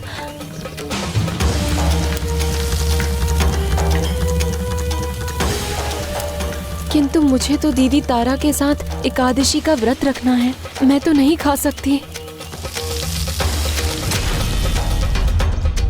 ये रुक्मन कहाँ रह गई?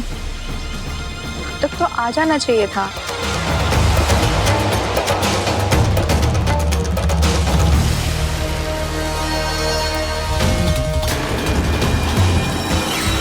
क्या करूं? यदि मैं मांस खाती हूँ तो दीदी रुष्ट होंगी, परंतु खाए बिना मेरा मन भी नहीं मान रहा। क्या करूं? क्या करूं?